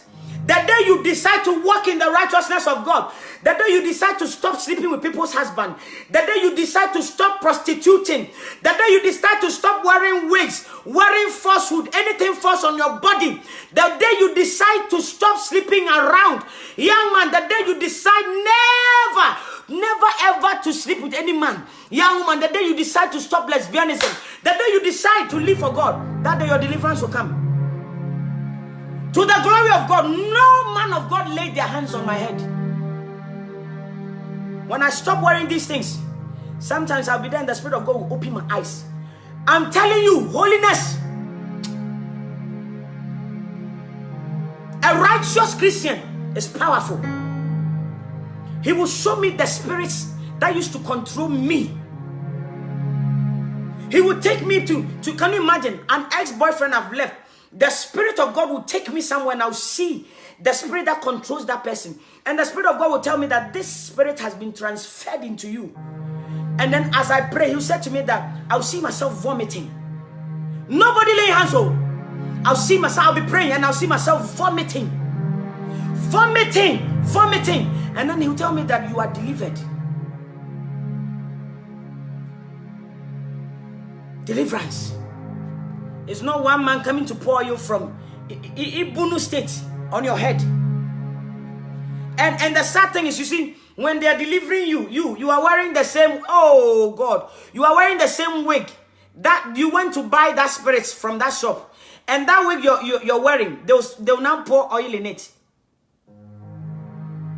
Lack of knowledge. Wake up. The day you stop gossiping, the day you let go of your witchcraft spirit, some of you are possessed and you know it.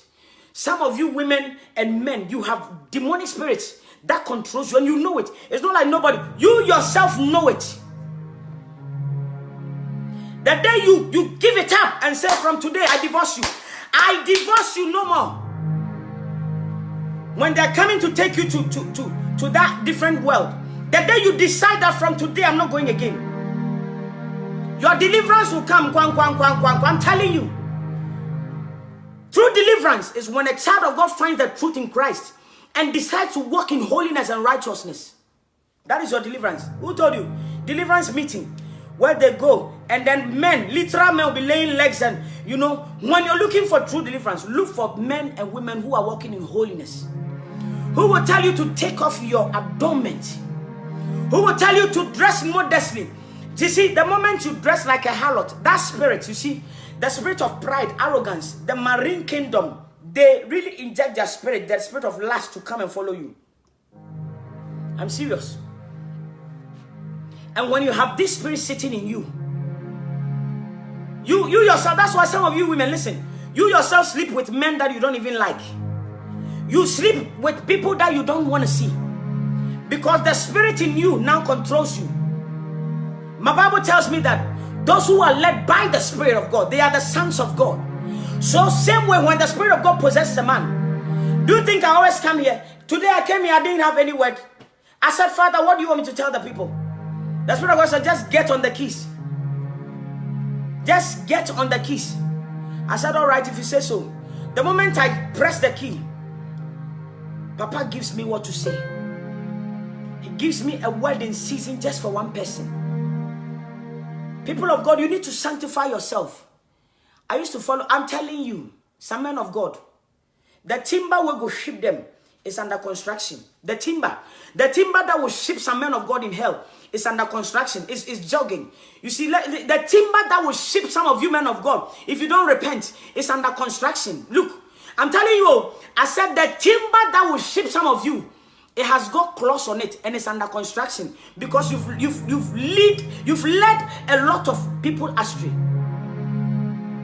A lot of people have died without knowing they did not know Jesus. A lot of people have died not hearing the message of salvation. A lot of people have married wrongly. There are many young people who call me and say, Sister Esther, somebody says, Sister Esther, I bless God for your life. Since I heard the message about marriage,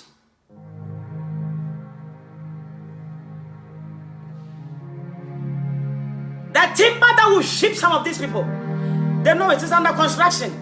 The timbers, they are jogging. If you don't repent, you are here hearing me. You are a man of God, woman of God, archbishop, cardinal, I don't care your title. You may be a preacher, whatever you think you are. If you don't go back to the message of salvation, repentance, holiness, righteousness, and put our children right, our youth right, and begin to do the work of God. You see, all those your big cathedrals you've built, a day is coming that you will answer to every soul. I said you will answer to every soul. Every soul. Why you did not tell them the truth? Why you hid the truth? Why? Some of you know very well that this lady is into prostitution. But see, some of them, you know, I've met a few ladies who go to Dubai, all the way to Dubai. They'll come back with a very posh car. And they have men of God that they'll go and give tithe and offering to. It's so sad. So sad. So sad. Can you imagine how I used to be if not for the grace of God and I died? That is why I come here and tell you. That is why I come here and tell you that the grace of God upon your life for hearing the truth. Return back to Christ. There are many churches you are that they don't tell you the truth. I beg of you. The Lord has not called me to build a church. There are many churches on this earth. If He will not help you to repent, who is Esther Saforo? I will not go beyond what God has told me. If your church is not helping you, go and find a place where they will take you to heaven. I don't care how good the church sound is. They have managed to decorate the church buildings perfectly. But they lack the decoration of the heart of the people. The music, it's powerful. The dynamics of music. Sometimes you sit in a church and you think you've arrived in one disco. The lights. Sometimes if you're not careful, you forget you are sitting in church. The club lights. The club lights have entered into our churches. They make it cozy for you. Comfortable for you. And they give you programs that will entertain your carnality. I pray in the name of Jesus. Papa, Mama, child of God, anybody at the sound of my voice, let me tell you one of these that a couple of months ago, there's an elderly man, 95-year-old, I think, 95-year-old man, who made the daughter called me by the grace of God. I need to look for him. And then he said to me that, he said, I've been a Christian all my life. He said, I used to work with McKinnon. He said, young lady, I've never heard these messages before. When I put when I put the phone down, I cried. And then he asked me something. How do I get this grace?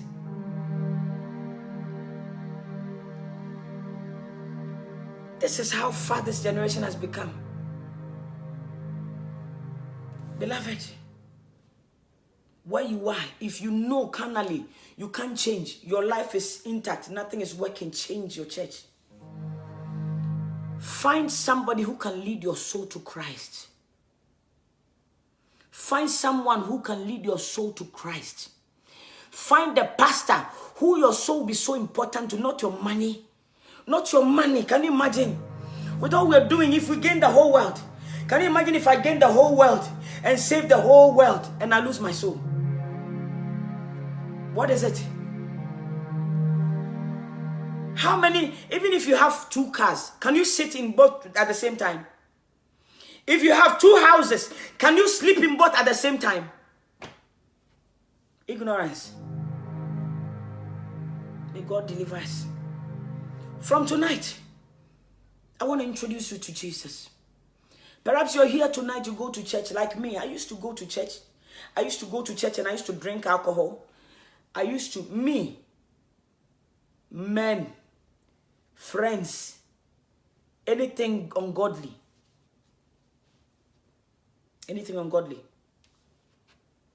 But God has set me free today. The same God I met, that same God is here. His son Jesus is here.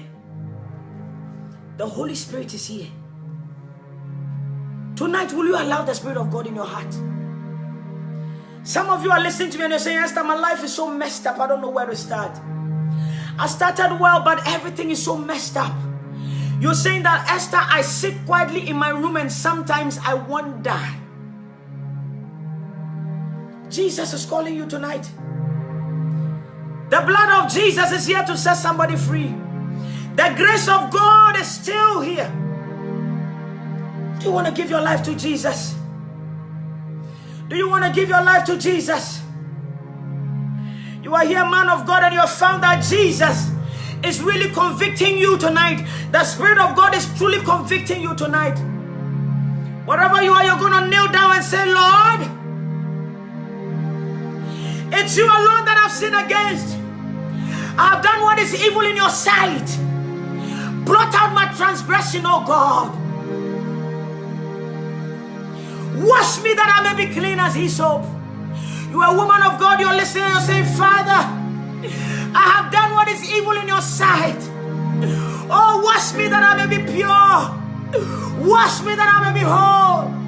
Set me free from sin. You're listening to me, married man, married woman. You masturbate. You are lesbian. You are married, you are lesbian. You're not married, you are lesbian. A married man, you know you are gay. You are hearing the word of God tonight, and the Spirit of God is speaking to your heart, and you're saying, Lord, have mercy on me, Son of God. Have mercy on me, oh God. Wash me, my God. Sanctify and purify me. Set me free. You're here tonight. You don't know Jesus. Perhaps you've been going to church all your life, but you've realized suddenly you don't know Jesus. I used to be a singer. I used to sing around. One day I sat down and I said to myself, Esther, you don't know Jesus. I remember somebody asking me, what do you mean by you don't know Jesus? I said, no, I know. He said, but you've been going to church, you just went to sing yesterday. I said, oh, I just realized I don't know Jesus. I just realized I know a lot about him. I have heard a lot about him, but I don't know him. And that was the beginning of my deliverance that day. I was working with someone who did not understand my point. Beloved child of God, Sister Patricia is saying at this time, I don't even trust anybody. Sister Patricia, you can trust Jesus. You can trust Jesus. I said I had been in church all my life. I have been a singer for the last time I checked. It took me one day to sit down and say, Lord, I don't know you. I don't really have a relationship with you. Somebody said, Esther, but you've been singing. You have a group. You know, you go to places to sing. Many people believe in you. I said, no, I don't know Jesus. The lady was looking at me as if I'm mad. I said, no, I don't know Jesus. That day I went to a church. I was sitting down and as if the Lord opened my eyes. And that was the first time I asked myself, I said, what is the preacher preaching? I said, what is the man of God talking about? This is heresy. This is fallacy. And the person who took me there did not understand. I said, let's go home. That was the beginning of my deliverance. That night when I go home, I prayed all night. I had never prayed like that before in my life. And my prayer for the first time, I did not ask anything. I was crying and crying. I said, Lord, I want to know you. I said, Lord, I need you in my heart. I said, Lord, I want you to change my heart. I said, Lord, I want you to transform my life. I said, Lord, I'm so filthy. For the first time, I realized how filthy I was. I was so dirty. My heart was filthy. I was a hypocrite. I had sung about Christ, but I did not know him. So that day, I went on my knees. I said, Lord, I'm a hypocrite. I said, Lord, I'm a thief. I said, Lord, I'm a fornicator. I said, Lord, I'm a liar. I said, Lord, there's nothing you've asked me to do that I never did. I said, Lord, I've not done anything to please you. I said, Lord, I've done what is evil in your sight. I said, Lord, I need you to deliver me.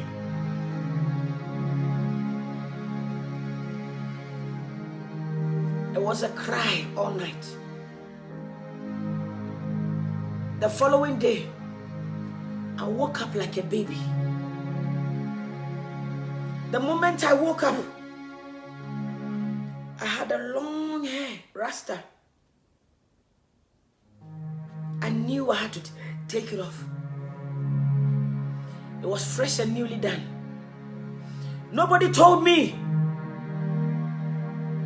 I had to take it off. That day, there were many things. It's as if something was dragging me, pulled me to my wardrobe. I began to remove things. I began to remove my short dresses. I began to remove my short dresses, my shorts, my hot pants. I began to remove my leather trousers, my trousers, anything. Nobody told me. Oh. Everything in my closet was empty. I had only about one cloth left. I had only about one left. And when I say clothes, these were designers, expensive. I went into my closet, where my wardrobe, my jewelries were. I took everything out. I went where my makeup were. I took everything out.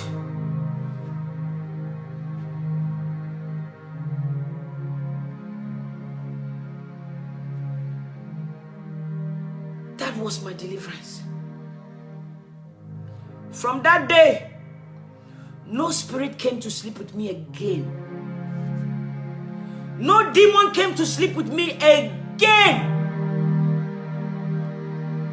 Nobody came to sleep with me in my dream again. Nobody.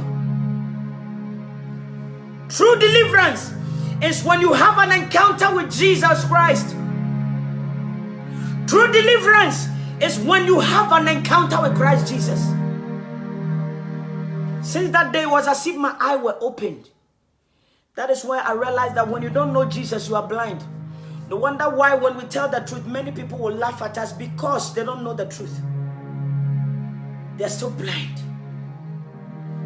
From tonight, you're like me, probably how I used to be. You want to give your life to Jesus. People of God, remember I had given my life already to Jesus. But I did it again. That night, nobody led me to Christ. Oh, I knelt down in my room. I said, Father, I need you so bad. I said, tonight, if you do not come and visit me, I will not let you go. That night,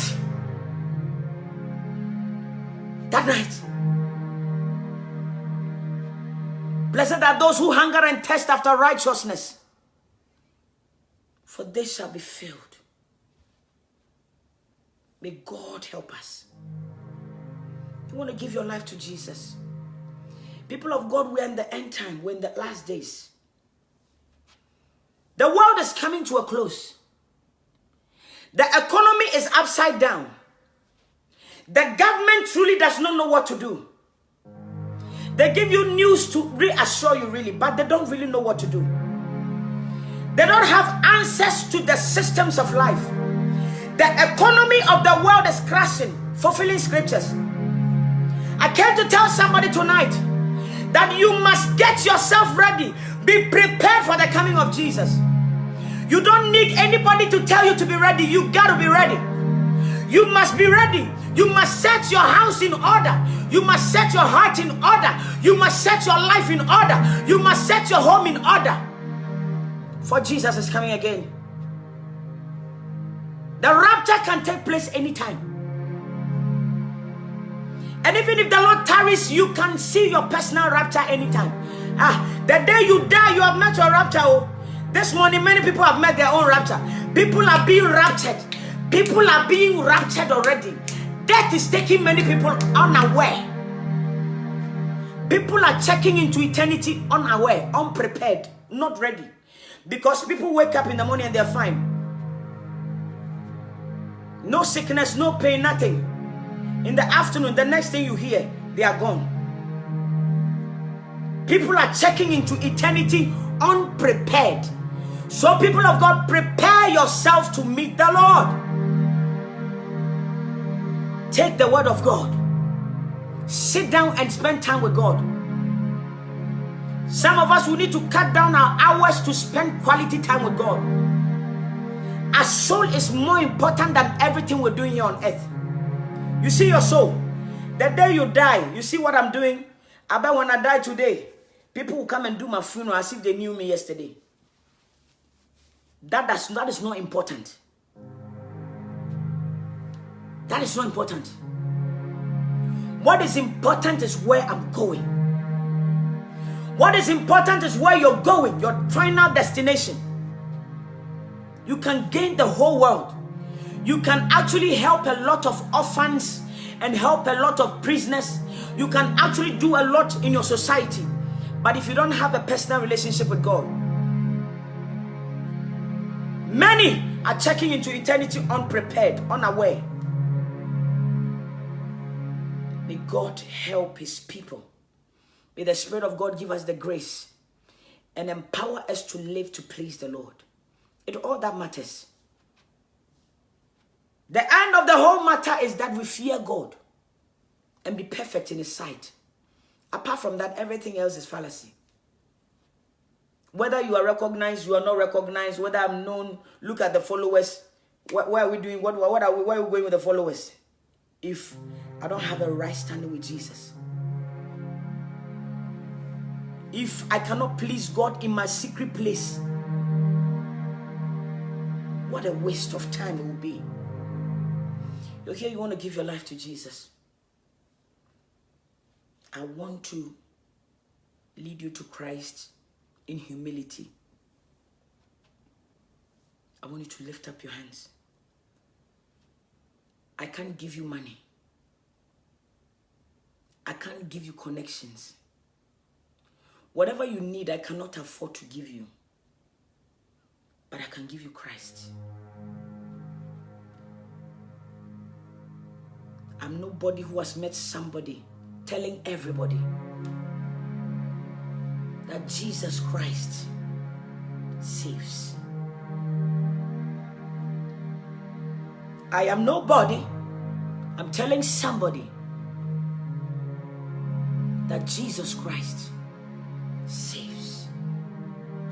There is no name given to man that man can be saved by the name of Jesus Christ. There is no name given to man that man can be saved by the name Jesus Christ. There is no name. Some of you get upset when we say Muhammad cannot save you. Ekanka cannot save you. Hare Krishna cannot save you. At the end of it all, there is no name given to man that man can be saved by the name Jesus Christ. Jesus said, I am the way, the truth, and the life. No one comes to the Father but by me. Will you surrender your life to Jesus tonight? Will you give your life to Jesus tonight? Will you give your life to Jesus tonight? There's a man who left his glory and came down on this earth, on this filthy earth, on this dark place, just to come and die so that you and I will be liberated. He came to be born as a child, born in a manger, so that you and I will be saved. He came to go on the cross. In fact, Barabbas was the one who was supposed to have been killed. But Jesus said, he's here for this purpose. For this purpose he came, to destroy the works of the devil. That he will die for you and I, and will be liberated from sin. This is why Jesus came. In the last minute, at the last hour, even the thief on the right, said to Jesus, remember me when you get to paradise. And it was so. It was so.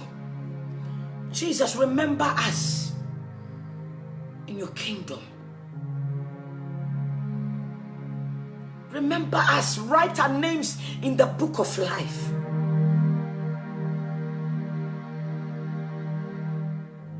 Give your life to Jesus. Just as I am without one plea, that thou thy blood was shed for me, to to consecrate myself to Thee, O Lamb of God.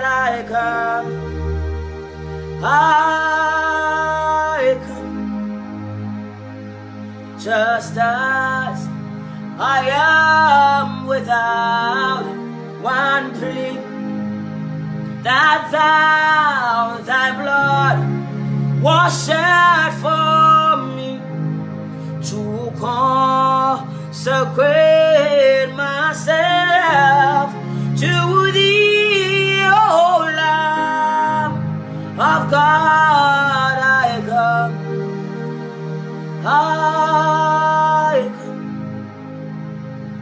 to consecrate myself to Thee, O Lamb of God. I come,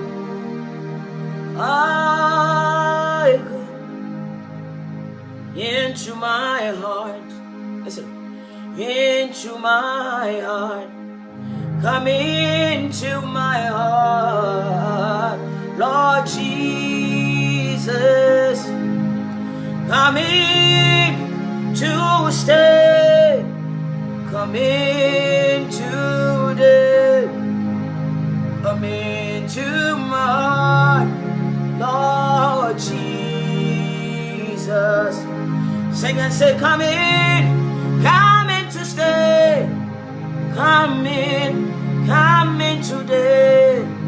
Come into my Lord Jesus. Master, come in and stay.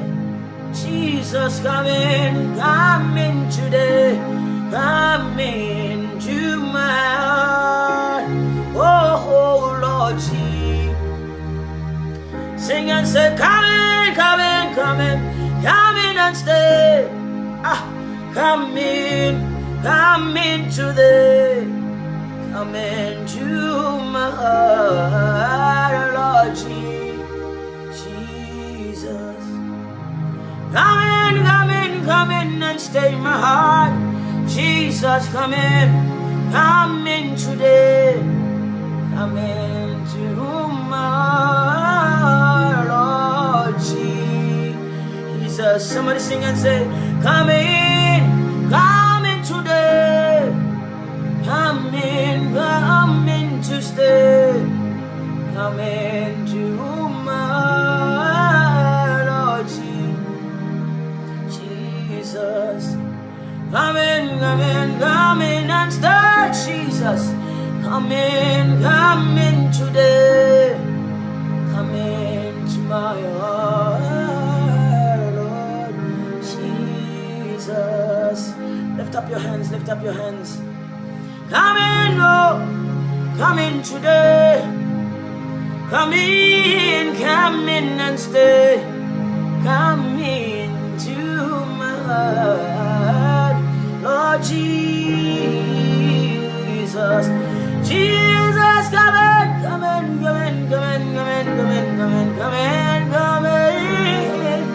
Come in and stay.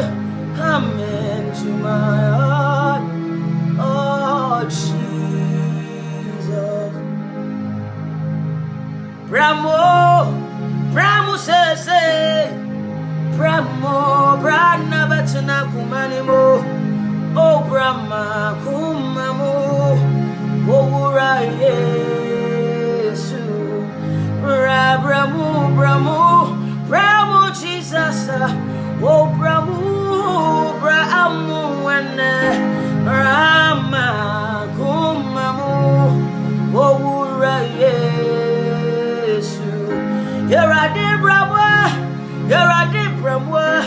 oh Brahmu says, oh Brahma Kumamu, oh Yesu. Say, Lord Jesus, I come to you. I know I'm a sinner, but I know you came to shed your blood for me. Say, Lord Jesus, tonight, I want to take you as my Lord and my personal Savior. I want you to come into my heart. I want you to write my name in the book of life from tonight. In the mighty name of Jesus. Let the saints of God say amen. People of God, I welcome you to the body of Christ. There is one thing that causes the whole host of heaven to rejoice. It's when a sinner repents and comes back to Jesus. The whole host of heaven rejoices. This is a testimony to the glory of God. Beloved, as you've given your life to Jesus, I will endeavor that you find a man of God who will immerse you into a river and baptize you in the name of God, the Father, Son, and the Holy Spirit. In the name of Jesus. Hallelujah. May the Lord bless you so much for coming out tonight. May the Lord honor you. May the Lord favor you. May the Lord protect you. May the Lord answer you in times of your trouble. May the Lord hear you when you call upon Him. May God bless you. Without holiness, beloved, none of us will see the Lord. Without holiness, none will see the Lord. Write it on the tablets of your heart that without holiness, you will not see God.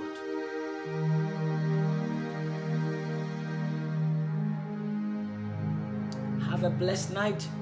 Have a blessed day. Have a blessed morning. Be prayerful. Tonight, some of y'all feel like praying. I want you to go into your closet, close your door, and begin to pray and call upon the name of the Lord. Some of you are revived tonight. I feel revival. I feel restoration. In my spirit, I feel the power of God so powerfully. Tonight, I feel many souls are returning back to Christ. I give God all the glory, honor, and adoration. May the Lord bless you, keep you. May His face shine upon you. Beloved, may the Lord give you peace. May the Lord give you peace. Even in this end time, may the Lord quicken your spirit. Some of you are very weak in prayer, weak spiritually. I pray that the Spirit of God will quicken you quickly. Quickly, be quick in prayer. May the fire of God burn in you again. May your life never remain the same. In the mighty name of Jesus Christ. And let the saints of God say amen. By God's grace, I'll see you all on Friday. On Friday, if God permits us, I think we should pray more. We're going to pray a lot on Friday, if the Lord permits us, because the Spirit of God can do anything. And we need to pray more simply because some of you have accepted the message of holiness and righteousness, but it's difficult to abide by the word of God because you see, some of you really are possessed. It's true, some of you are possessed by demons, spirits, strong spirits that will not leave you alone to please God. Some of you are bound by spirit of lust, anger, arrogance, pride, the spirit of, lasciviousness, covetousness, the spirit of carnality, worldliness. Is that they are demons, and they I'm telling you. And as we walk in the righteousness of God, we need to pray more. We need to fast. Some of you need to fast on Friday. If you're here and you can, just fast and let's meet on Friday. Fast, let's go before God, and then we'll come and then we'll break it together and we pray together. May the Lord bless you. May the Lord keep you. May His face shine upon you. I want to take this opportunity to say thank you all for coming out once again. I want to take this opportunity to say thank you for supporting us. You know that the crusade coming on at Kumasi is coming on live. And I want to give God praise for your support, your prayer, your encouragement. It takes us a long way. I always say that because you support us in prayer, financially, everything, the truth is easy for us to come out and speak it. And because of you, we have not lied to anybody. Because of you, we have not lured anybody, coerced anybody by the grace of God. Because of you, I want to say thank you. May God bless you. May God bless you, each and every one of you. Whether you have it or not, we don't care. The relationship we have is more than money. The Spirit of God in us is beyond money. And we bless God that by the grace of God, you have availed yourself and allow yourself for the Spirit of God to transform your life. For me, that is my glory. That is a testimony that I cannot comprehend. I want to give God praise for you, people of God, because by the grace of God, a lot of people are changing. Lives are turning around. And this is not the doing of a Saforo. This is the doing of the Holy Spirit. And I give God all the glory. I give God all the praise. I give God all the honor. There are many you young people and young men, you know, who I get this message that woman of God want to get closer to you. And I will always say the same thing. You get closer to me, you realize I don't have anything to offer. And it's true. I don't have anything to offer. So I depend on the Holy Spirit. And I would want you to depend on the Holy Spirit. And whatever word I have to say to you is not my own word. The Spirit of God gives me hope. Amen. And it's very important. Increase you while you decrease. That's right. Amen. And it's very important for me to be honest to you. It's not because I hate you. I pray you don't feel I'm rude when I say I have nothing to offer you. When you get closer to me, I can't give you anything. Sometimes you think you get closer to me and you be prayerful. You realize that when I'm led, I pray more. When I'm led, I pray and I pray. I pray as the Spirit of God empowers me to do that. I fast as I'm led to do that. I'm striving to also get into the narrow road, and just like you. So I don't want to deceive you. I don't want you to make me your God. Never. God forbid. The day you begin to do that to me, you want God to take me out early. So I don't want to do that. I will never take the glory of God. I want you to know that Jesus, the same Jesus who came and visited me, that same Jesus loves you that much. The same Jesus using Esther Saforo can use you even more. The same Jesus who gives us the wisdom and knowledge, that same Jesus is near and closer to you than you can ever imagine. If you can align your will with the will of the Father, I'm telling you that something can happen and the glory will go to Jesus. That is why I tell you that it's true. I don't have anything. I don't have anything to offer. I depend solely on the Holy Spirit. So if you want a relationship with Christ, get in the Word of God and be prayerful. And allow the Spirit of God to work on you daily. And you will see the manifestation of the Holy Spirit. Most of the men of God have made you feel that if you don't call them, your prayers will not be answered. If you don't go and sow a seed, your prayers will not be answered. If you don't get closer, no, here we don't do that. Anybody who have had an encounter with Jesus will direct you to Christ. Do you understand me? Somebody said, don't go, I have to go. Anybody who have had an encounter with Christ will lead you to Christ. The day I become your God is the day I begin to die. I will never do that. I cannot take the glory of God. When you see my music, flying around, it's the Spirit of God. Some of the things God does is amazing. I don't have a clue. I don't have a hand in it. And I give God praise. I'm not going to tell you what I did. I don't know what I do, because there are many people better than me.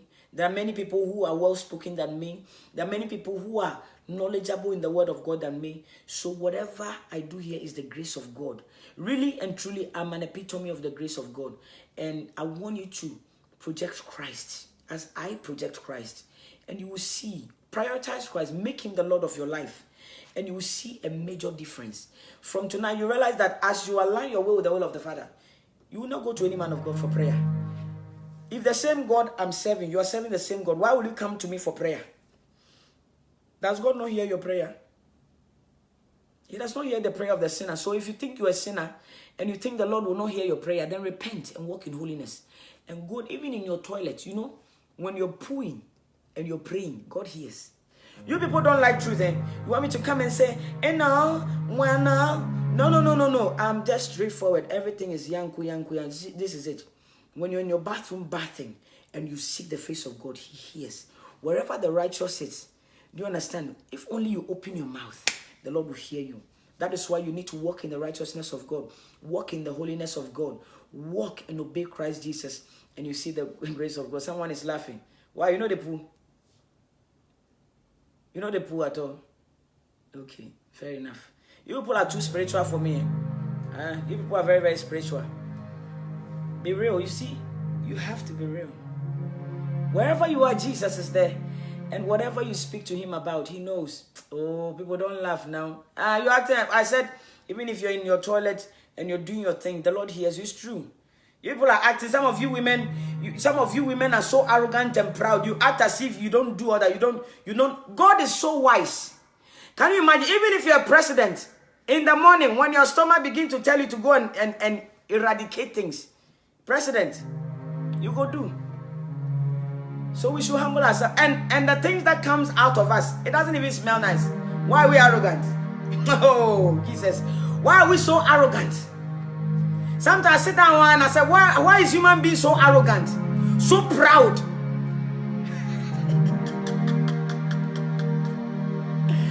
If you are that arrogant, I said, when you go to your toilet, you sit on your toilet seat.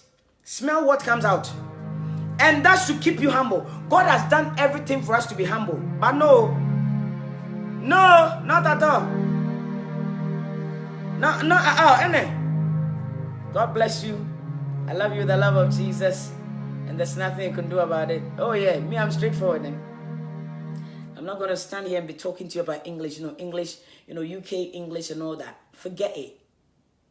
Forget that, Whatever you do, everything we do, we must understand that God has done it for a reason.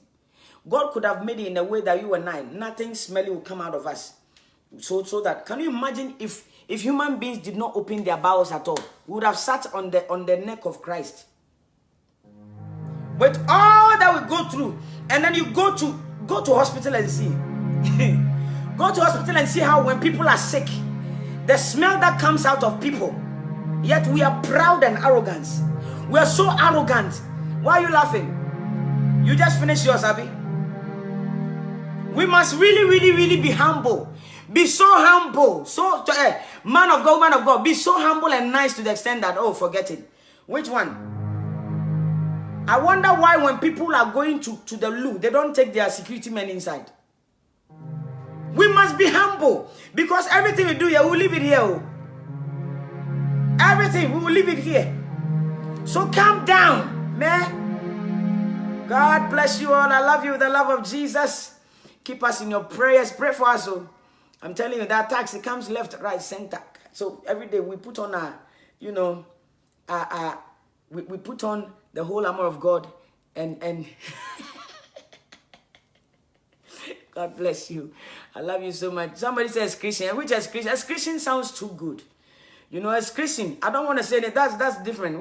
Somebody said, as Christian is to the glory of God. Oh, now so, as Christian, everything is to the glory of God. So humble yourself. Did you hear what somebody wrote? Christians will not kill us. Oh, somebody said, as Christian is to the glory of God. Of course, nah. All right.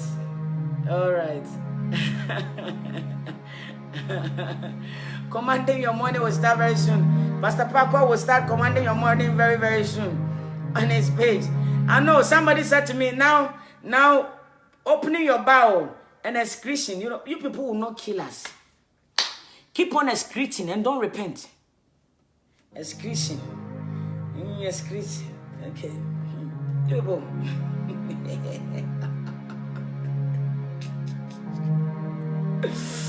Oh my God. You don't wake me. I'm telling you. Go and see when people die and they are covering them, how their mouth is able to do this. Yes, we are not humble. It's sad though.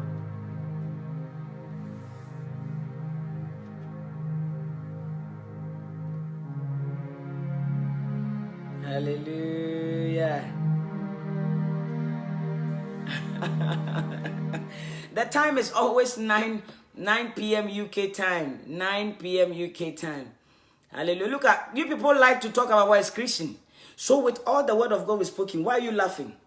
As Christian, you heard as Christian and you are happy.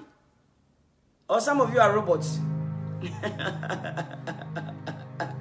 Brother Kofi, tell these people for me. Even if you are the most Miss World, you see Miss World will get the accolades and go to the toilet and open their bowel. Go and see your president's face when they are opening their bowels. Go and look at your pastor's face. So we should humble ourselves. Humble yourself. Every morning when you wake up and you enter into your toilet, you enter into your bathroom, everybody becomes crazy the moment they get to the bathroom. Have you ever seen somebody bathing without taking off their clothes before? You don't realize that all of us were crazy, eh? At some point you go crazy. Okay. Hallelujah. Heaven is a must. Humility is a must. We must be humble. We must be loving. We must love each other. We must respect each other. We must pray for each other. Even if one goes down, you hear about it. It's a good point of prayer. When we intercede for one another, something happens. God bless you. I love you with the love of Jesus. And there's nothing you can do about it. Bye-bye. Go and excrete. The guy that somebody said excretion. Go. Repent, for the kingdom of God is near. You people, somebody wrote excretion is to the glory of God. Of course. God bless you. Somebody says some faces. Brother Dixon, I'm telling you, no be smart thing. You should see your president's face when they're excreting. Yet we are not humble. You should see some lady's face when they're excreting. Yet we are not humble. God is a wise God. Oh. God, He's so wise. If God made us without anything smelly coming out of our body, our pride and arrogance, even if you don't know, when you wake up in the morning, smell your own breath. Don't go too far. When you wake up in the morning, smell your own breath and humble yourself. God bless you. Somebody said, I do my cry. That's your wahala. That is your wahala. That's right. Smell your own breath and be humble. God is so wise. Brother Kofi, you know what I mean? When you wake up in the morning and you said you're arrogant. You said you have everything. You have the whole world. Smell your own breath. When you smell your own breath, acknowledge God as God. And acknowledge your brother and sister. God bless you. I love you with the love of Jesus. You people who wish me, oh, you wish me. Bye-bye. Bye.